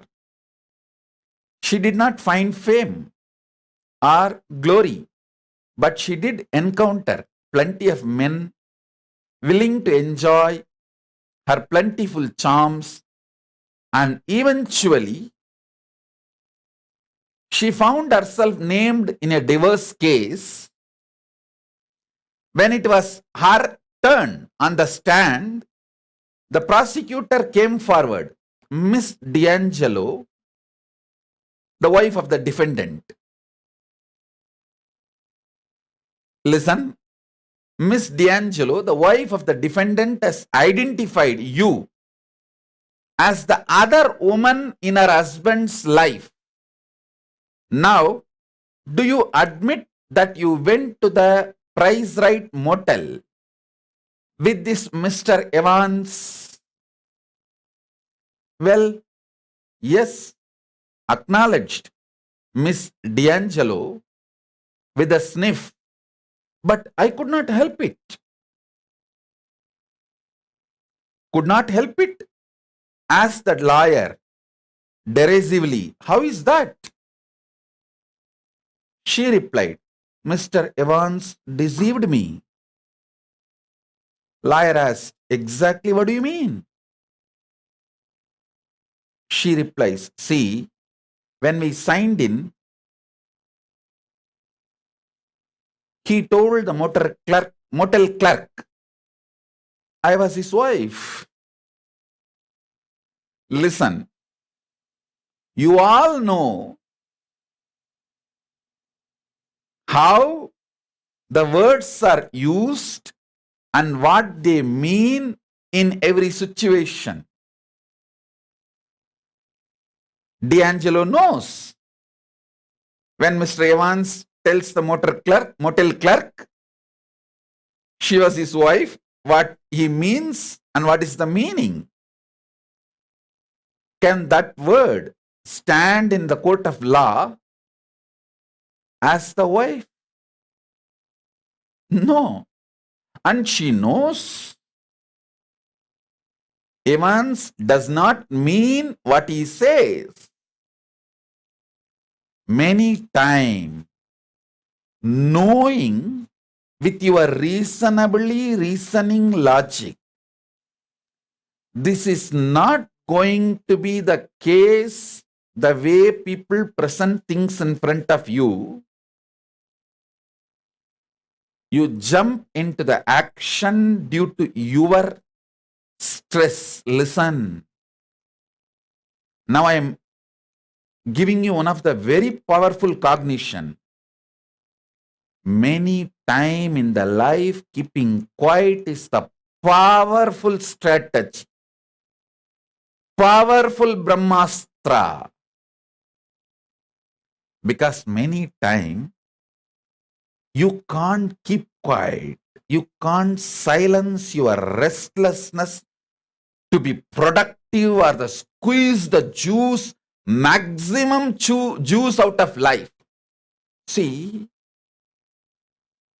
this one life theory makes man mad. He has to squeeze maximum out of life this 100 years. So what he does? He programs himself, go on to do.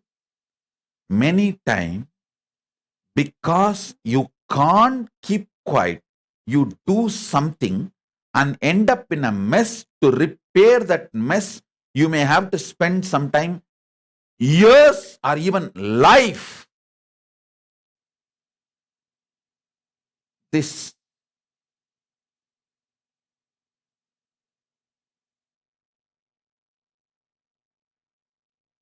whether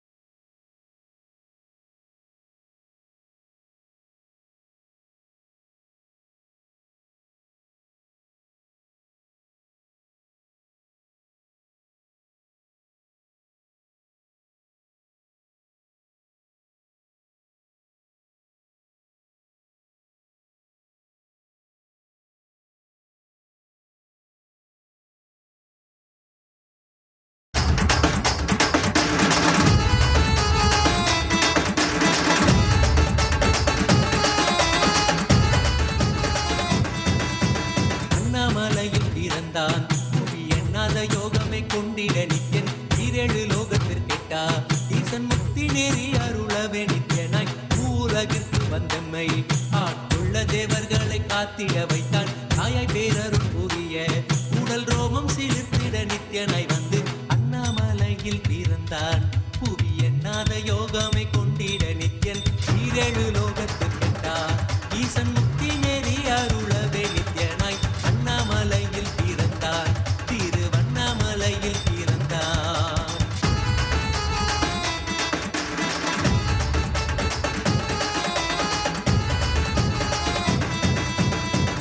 கிளப்பி விட்டேனில் பர தத்துவம் கற்பித்த பாரமஞானியாய் ஞானக்கண் கொடுத்த தமக்கே ரூபம் காட்டிய மாய வித்தை செய்யும் நித்யன். வித்தை கிளப்பி விட்டேனில் பர தத்துவம் கற்பித்த பாரமஞானியாய் ஞானக்கண் கொடுத்த தமக்கே ரூபம் காட்டிய மாய வித்தை செய்யும் நித்யன் அண்ணாமலையில் பிறந்தான்.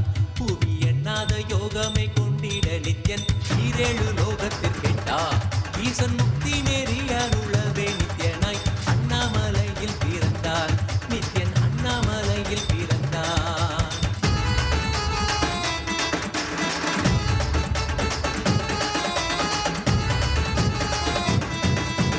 மெய்ப்பொருளான நித்யனை ஆழ்ந்து சிந்திக்க ஐயனின் ரூபம் விளங்கும். தாண்டும் சிவசக்தியாக ஐம்பொறிகளுக்கும் புலனாகின்ற நித்யன். மெய்ப்பொருளான நித்யனை ஆழ்ந்து சிந்திக்க ஐயனின் ரூபம் விளங்கும். யாண்டும் சிவசக்தியாக ஐம்பொறிகளுக்கும் புலனாகின்ற நித்யன் அண்ணாமலையில் பிறந்தான்.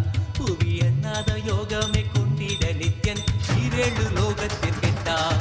ஈசன் முக்தி நெறி அருளவே நித்யனாய் அண்ணாமலையில் பிறந்தான். திருவண்ணாமலையில் பிறந்தான்.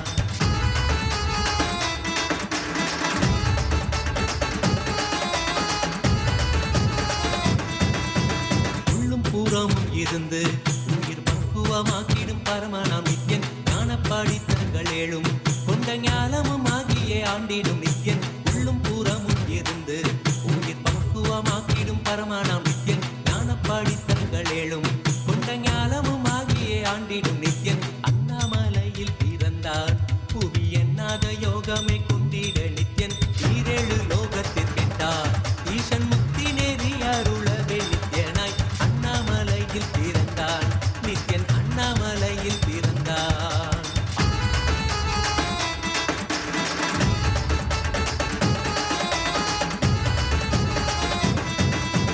ஆப்த வாக்கியங்களான அருள் கவிதைகள் நித்யனின் மகிமை சொல்லிடும். மகிமை அறிக்க பின்னே Sivasakthi ஸ்வரூபமாய் தோன்றிடும் Nithyan. ஆப்த வாக்கியங்களான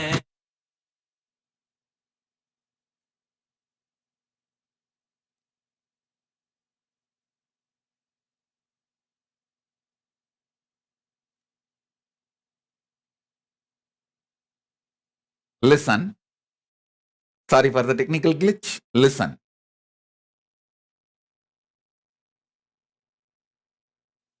Many times, just because you can't keep quiet, your restlessness inside, either the violence, wrong logic of feeling exploited, or the wrong logic you have to squeeze the life and take the maximum juice out of life.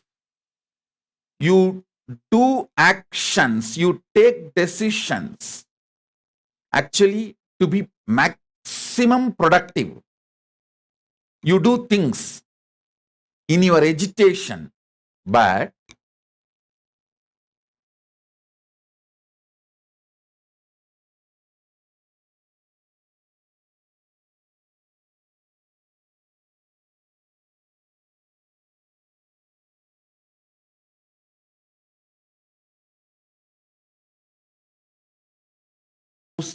moments, if you kill somebody, you literally pay your whole life to repair it.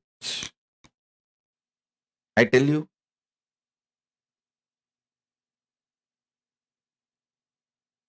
I can give you one assurance. If you learn to keep quiet, when you need to keep quiet, See, in some of the business deals, some home or a mall, when a owner sells, he says, if you are the buyer, if the buyer is going to sell after a few years, first right should be given to the same guy. He will say that right to the first right to buy. You should first ask me. If I say I am not able to buy, I don't want, then you can give it to others. Same way, during your decision-making process, always keep the unclutching or keeping quiet as the first option. During every agitated moment, every depressed moment, every painful moment, every moment of suffering, keep this as a first option. What is it? Keeping quiet. Silence. Keep that as a first option. I tell you, many times, keeping quiet or patience is best productive strategy during wars, crisis, and many situations in your life. Only if you feel that keeping quiet is not going to work and you really need to do something, do. Otherwise, keeping quiet as the first option. I tell you, most of the time, just because you can't keep quiet, your inner restlessness, wrong reasoning out, pushes you to do something. You do something and end up spending years or your whole life cleaning up that mess.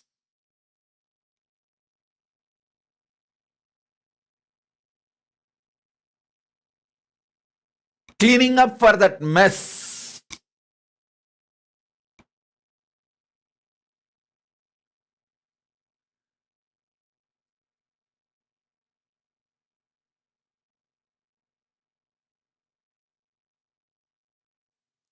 Reason out that you are Paramashiva.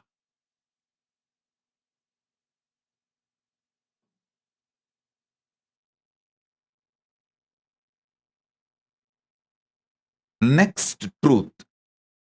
Season out with the truth you are Paramashiva. Season out means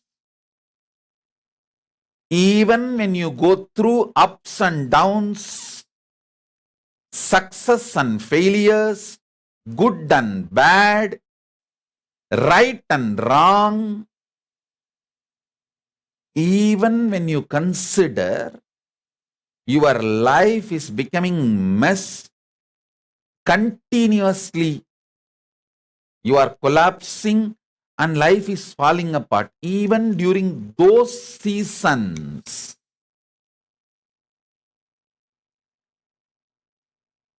hold on to the truth you are Paramashiva and look from that powerful cognition you are Paramashiva and operate. Listen, in the West, 4 seasons. In Hindu tradition, it is always 6 seasons. Shat Rutu, we call it 6 seasons.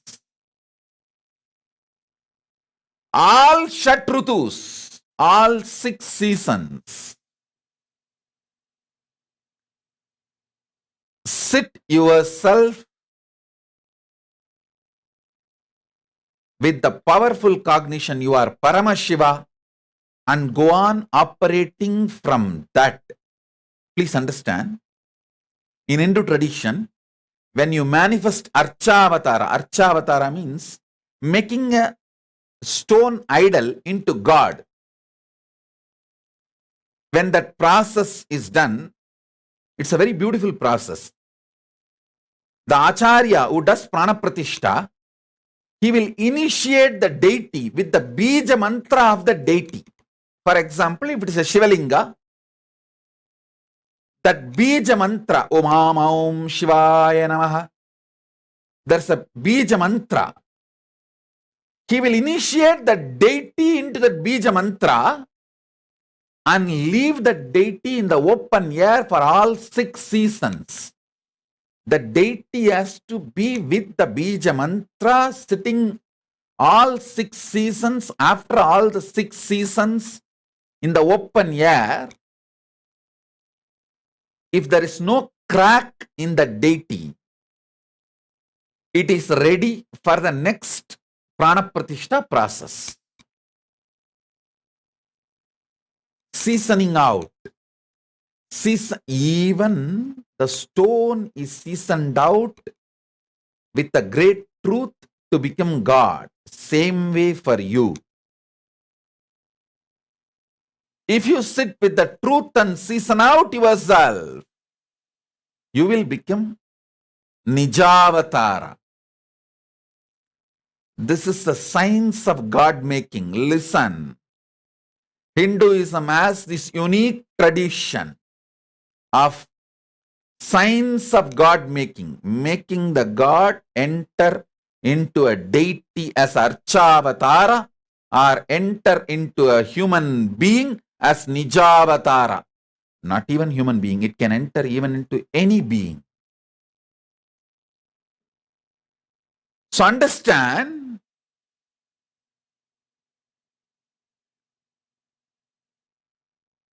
sit with this truth.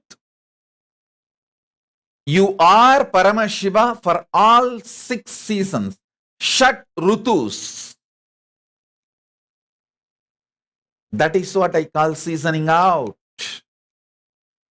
When I say Shat Rutus, all 6 seasons, not just summer, winter, I mean inner seasons. Peak joy, worst suffering.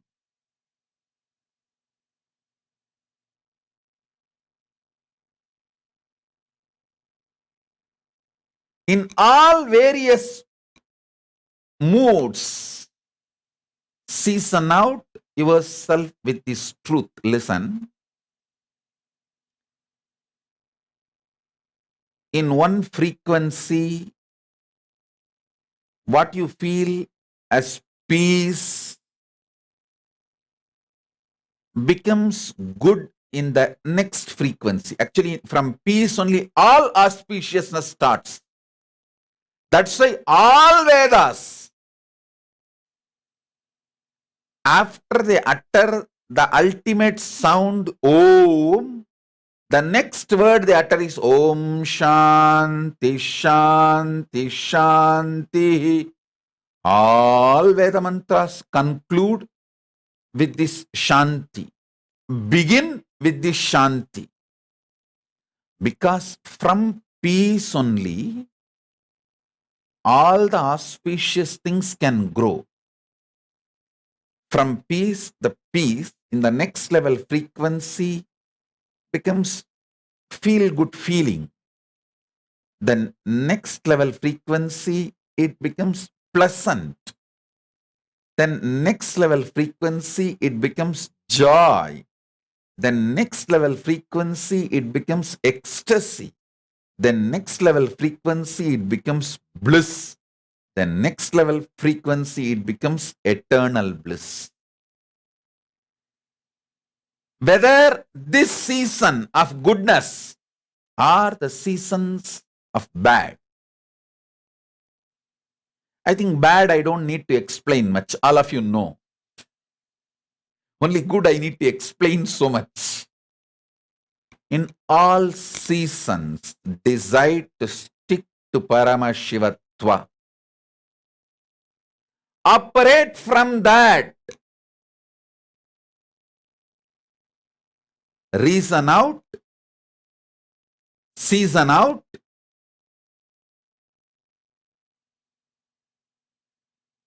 the truths of Paramashivatva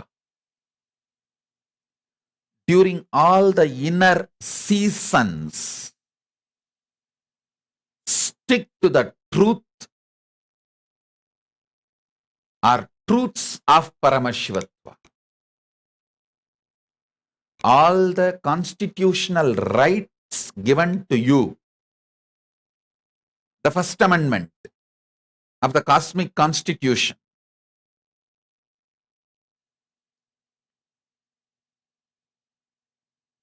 reason out those truths of Paramashivatva and season out with those truths of Paramashivatva. Listen, I gave you one example how I look at my life. The first line itself is a climax. After that, everything told is only a flashback, justification for the climax.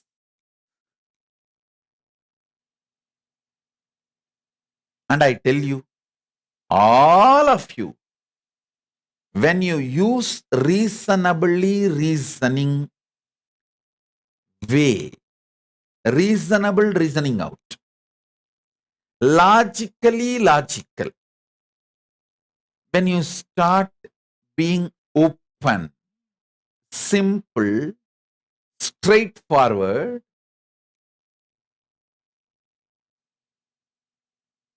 with your life,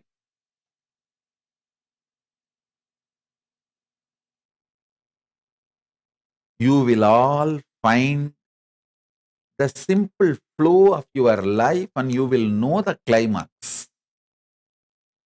Nothing to be stressed, nothing to shake you, nothing to make you collapse or nothing to make you move away from your conscious existence. In Tamil, there is a beautiful statement. Tannilai thalamayum thalndakkal uyir vazhamayum manam enapadum. Means not losing out of your consciousness, your first person's integrity.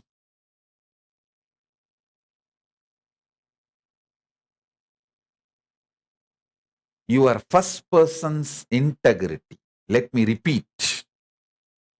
Means knowing who you are, what you stand for, and what you are, and standing with it is life.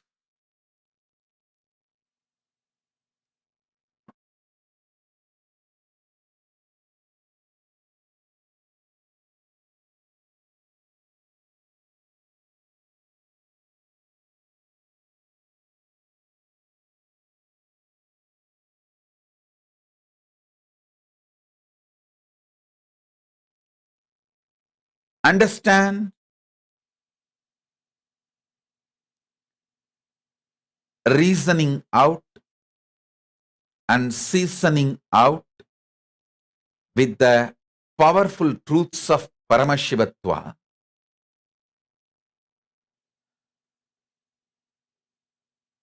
Next is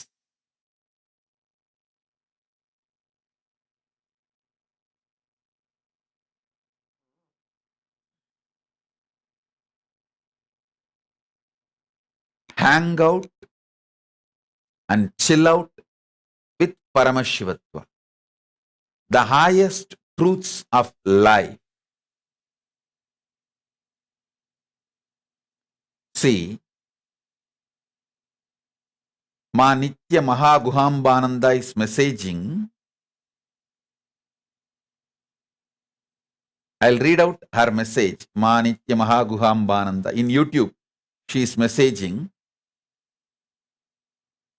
Swamiji, I saw you healing me during MRI scan. Doctor asked me to get MRI done. He was worried for me going through a surgery. he now says, I will not need any surgery in this life. Listen, this is our message, Guhambananda's message.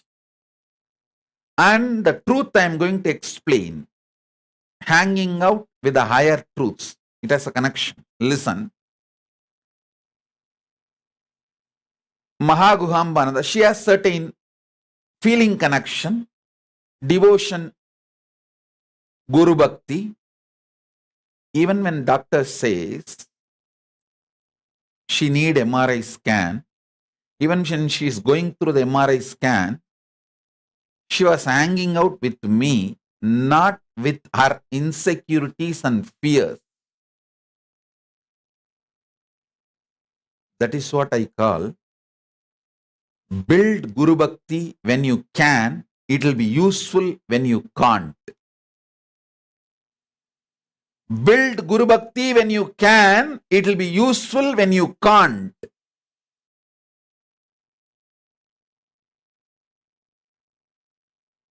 Build feeling connection when you can. It will be useful for you when you can't. Mahaguhambananda, she built it when she can. So it is now useful for her when she can't.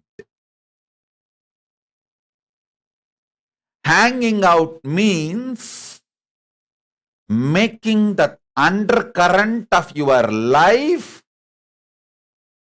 as this Paramashivatva, higher principles. See, I can give you some 10 higher principles. You are Paramashiva. Even when you don't remember it, you are Paramashiva. And this idea of karma, what you do comes back to you. What you do comes back to you. If you don't remember yourself as Paramashiva, if you remember yourself as Paramashiva, what you did when you are not remembering you as a Paramashiva will not come back to you. Listen. This is what karma mukti. I am not defining karma to bind you. I am defining karma to liberate you. Please understand.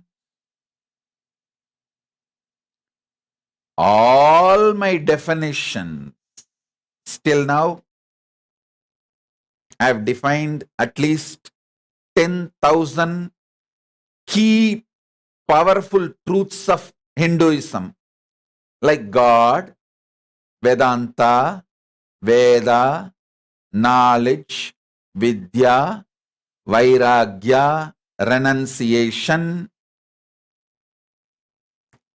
Shanta, Mangala, at least 10,000. Every definition is focused on liberating you, giving you solution. The definition itself with the focus of liberating you. So I am defining karma. Listen. Ordinary definition, all of you know about karma is what you do comes back to you. But I tell you, what you do comes back to you only if you remain in that same mood or consciousness. Many times there is a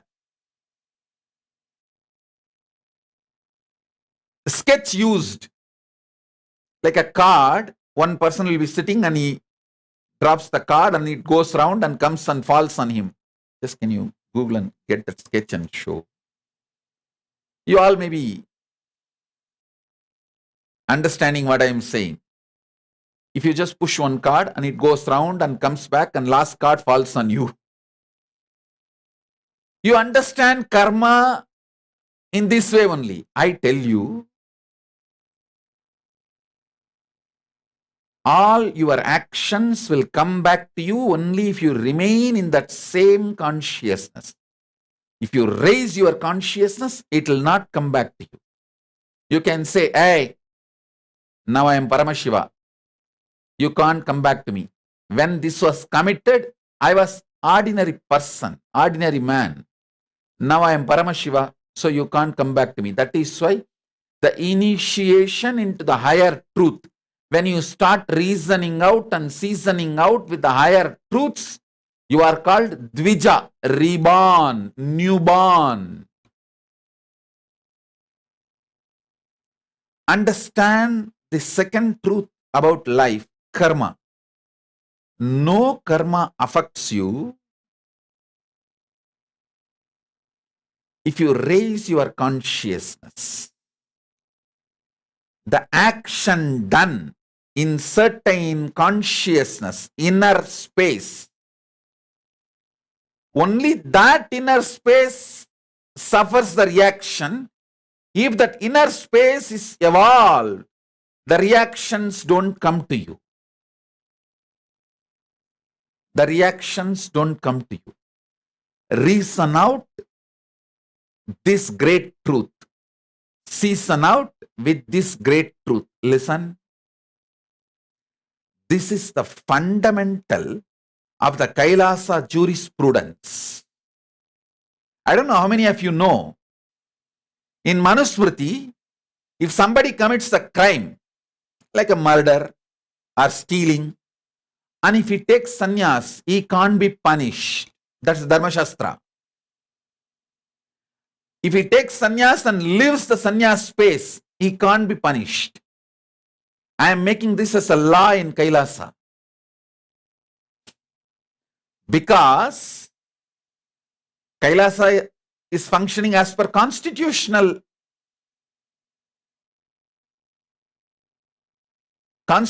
the cosmos. Listen carefully. Dharma Shastras are constitution of the cosmos. It's a jurisprudence of the cosmos. Everything I am saying, everything I am asking you to do is nothing but introducing the Kailasa culture to you even while you are in planet Earth. So when you go to Kailasa, you will not have a cultural shock.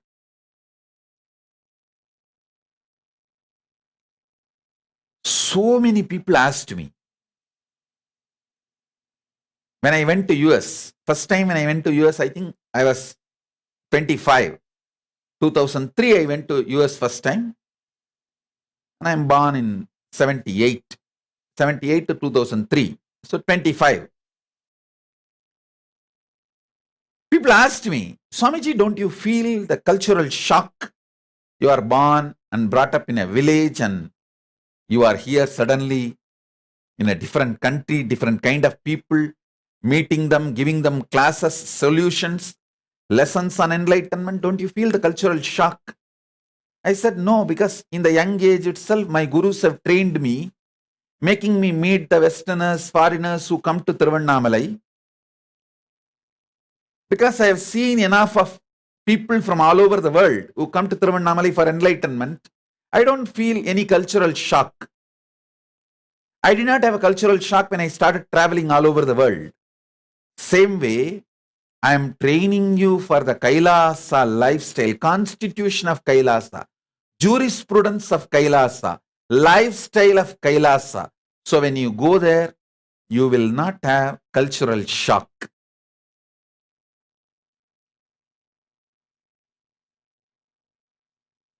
You know the traffic rules of Kailasa.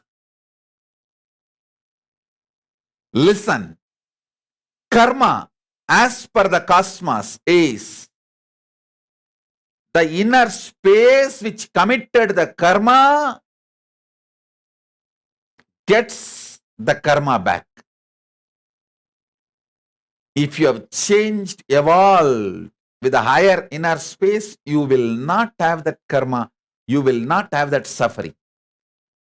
This great truth, reason it out, season it out, you will really see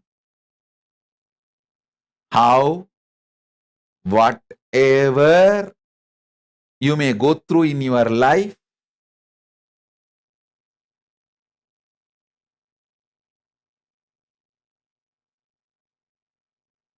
the cosmic constitution still holds good anywhere you may live. If you reason out and season out with this great truth,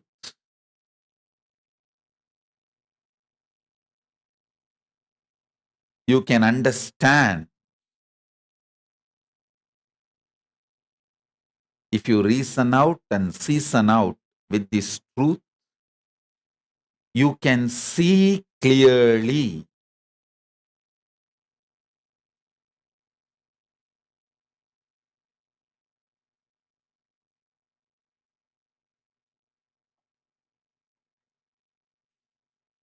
Whenever you raise your consciousness, the effects of your old karma does not touch you, doesn't impact you. I have a sketch to show you.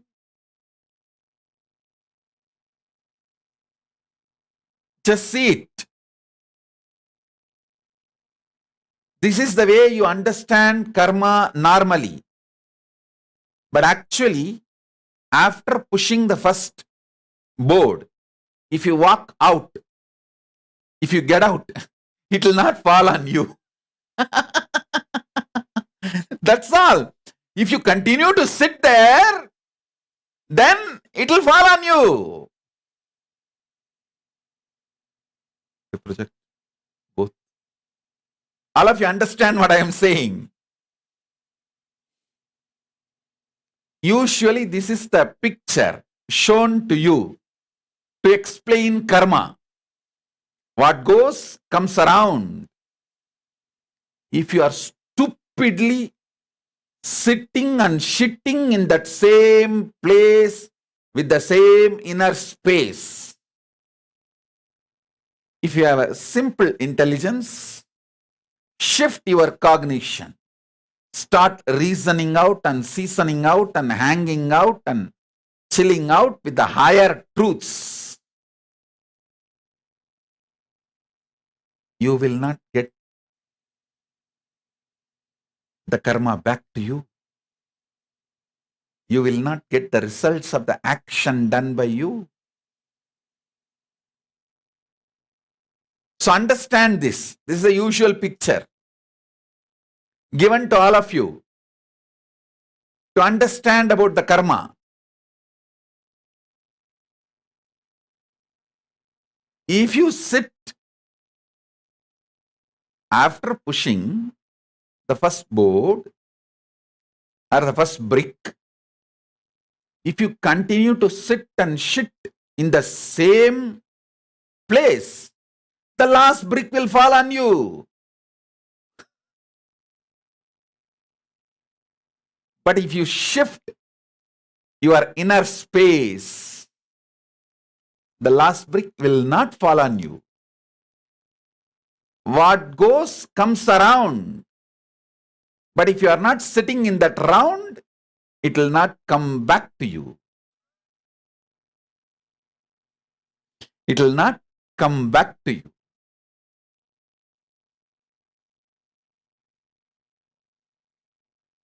These powerful truths, reason out with it, season out with it, hang out with it, chill out with it.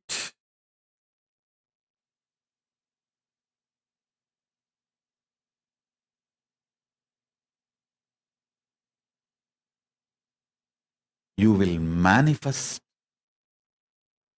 Paramashivatva. First thing, understand. The initiation into Paramashivatva, when you start reasoning out and seasoning out, the first thing will happen is all your karmas will stop touching you, harassing you. See, when you start the pranayama, the first change will happen in your body is your body will become colorful. Like eyes will become more dark. The white part of the eyes will become more white. The lips will become more rosy. The nails will become more shining. All the body parts will become more colorful. The natural color will get intensified. Same way, when you start reasoning out and seasoning out with the Paramashivatva, higher truths, the first effect will be all your past karmas will stop affecting you. The effect of your past karma will drastically reduce on you. Suddenly your health will become wonderful. Your inner space, your wealth, your relationships, everything. The past karmas will lose its power over you. Listen.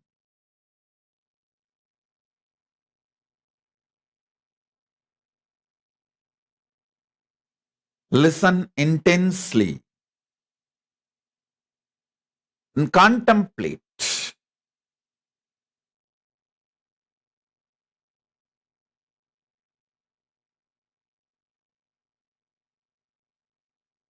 I'll continue to give the satsang in just few minutes. It is just whole system is getting into samadhi. I'll settle and then start again. Just give me few minutes break. Stay tuned.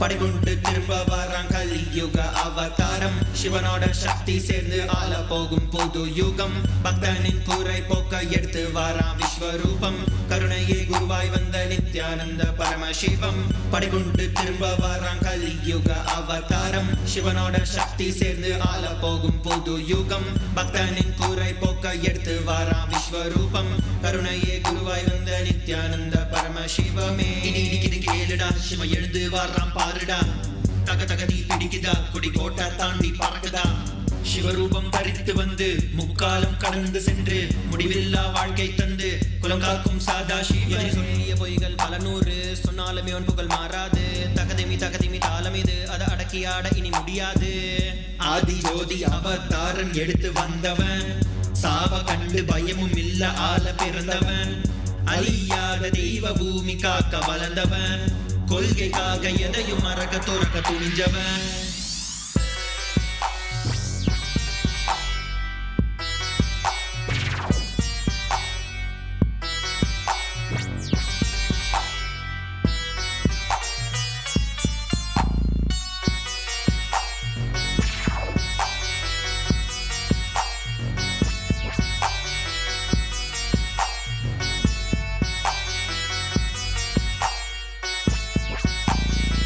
சைவினமே பெற்ற புல்ல செந்தமிழும் நாவில் துள்ள பாதையில தடைகள் பல தகர்ந்து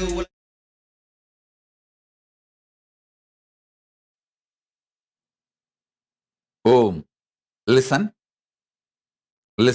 Sorry for the spiritual glitch. I can't call it technical glitch. And actually, spirituality is not a glitch. It's like a...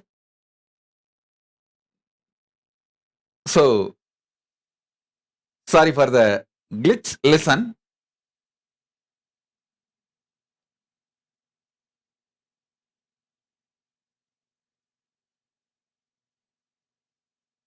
Today I was explaining first about what is reasoning out, seasoning out, hanging out, chilling out with Paramashivatva truths. Paramashivatva truths I am explaining. First, you are Paramashiva. Second, you have a right to feel, exist, think, experience, live as Paramashiva. Third, you have a right to be treated as Paramashiva by others and life. Fourth, this karma theory.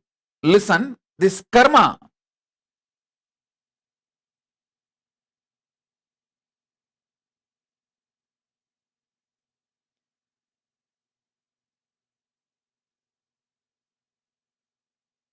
The results of your karma will come back to you only if you continue to stay in the same inner space with which you performed the karma. If you raise your inner space, the effects of the karma you performed while you were in the lower space does not come to you. It's the truth. Reason out, season out, hang out, chill out with this truth, you will understand. That is why Manuvadi Dharmashastras, from Manu, all Dharmashastras does not punish when someone becomes a sannyasi for the karmas he committed in his pre-sannyas, pre-monastic life. For example, Valmiki, I don't know how many number of murders Valmiki committed, but he did not go to hell or he did not suffer. Once he raised his consciousness with the initiation of Narada, his whole karma did not come back to him. Arunagirinathar. He was not only womanizer and he has done everything possible. Nothing came to him after he got initiated by Subramanya.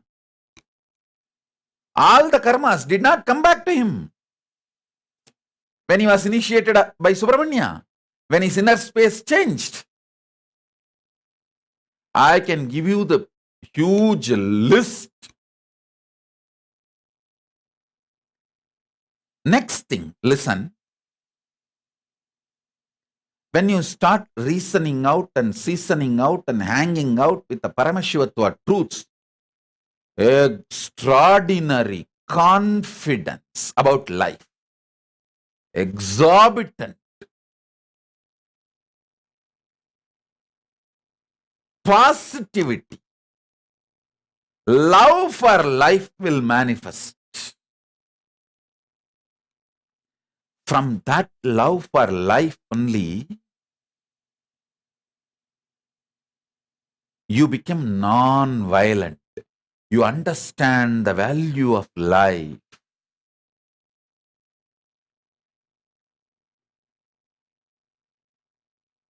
So listen.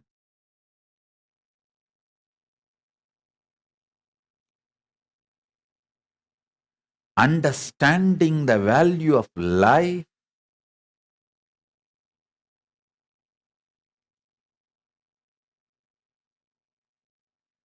makes you fulfilled, successful in anything you do. Whether you are a doctor, engineer, politician, leader, spiritual seeker, anything. If you understand value of life, you are fulfilled.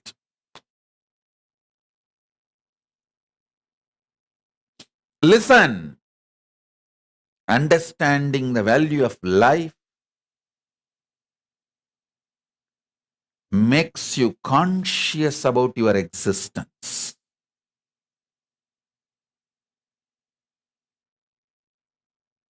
So I'll continue in further satsangs.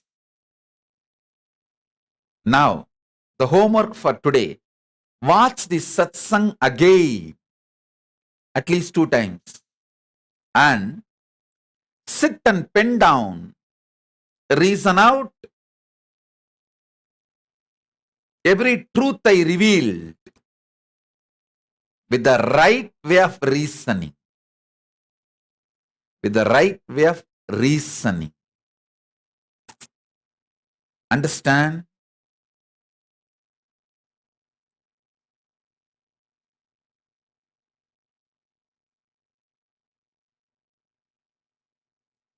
Come to conclusions with the right way of reasoning.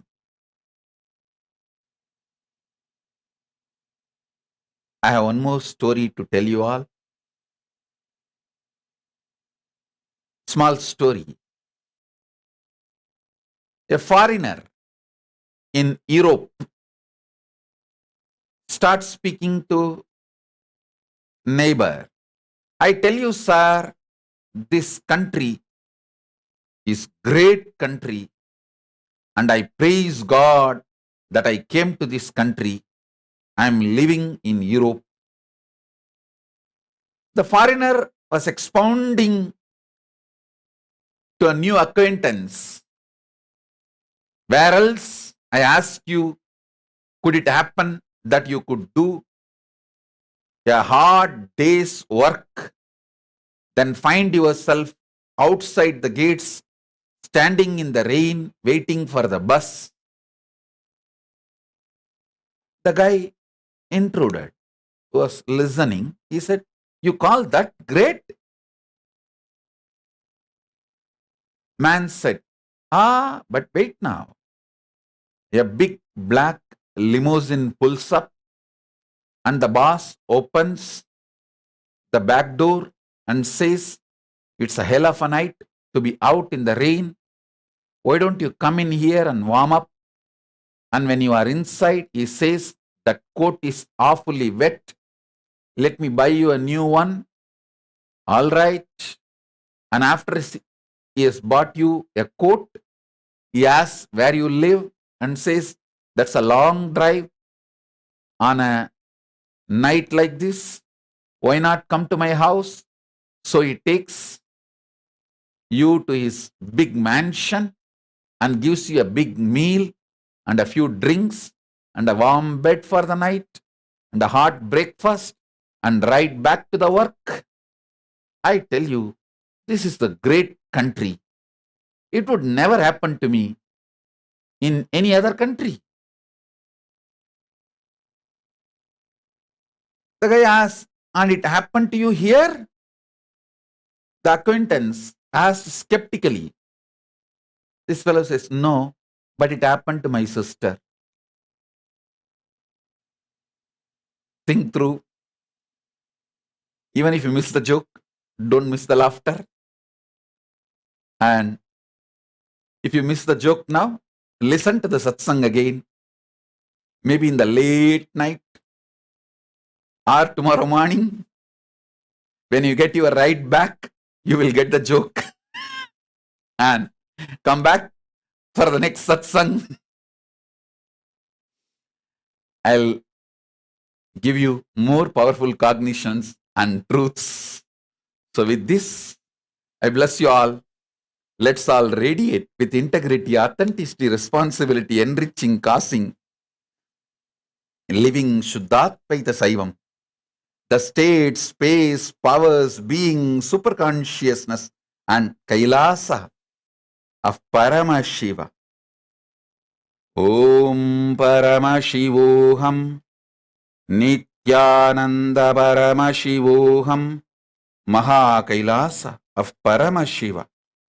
Paramashivoham, Om Nityananda Paramashivoham, the eternal bliss, Nityananda.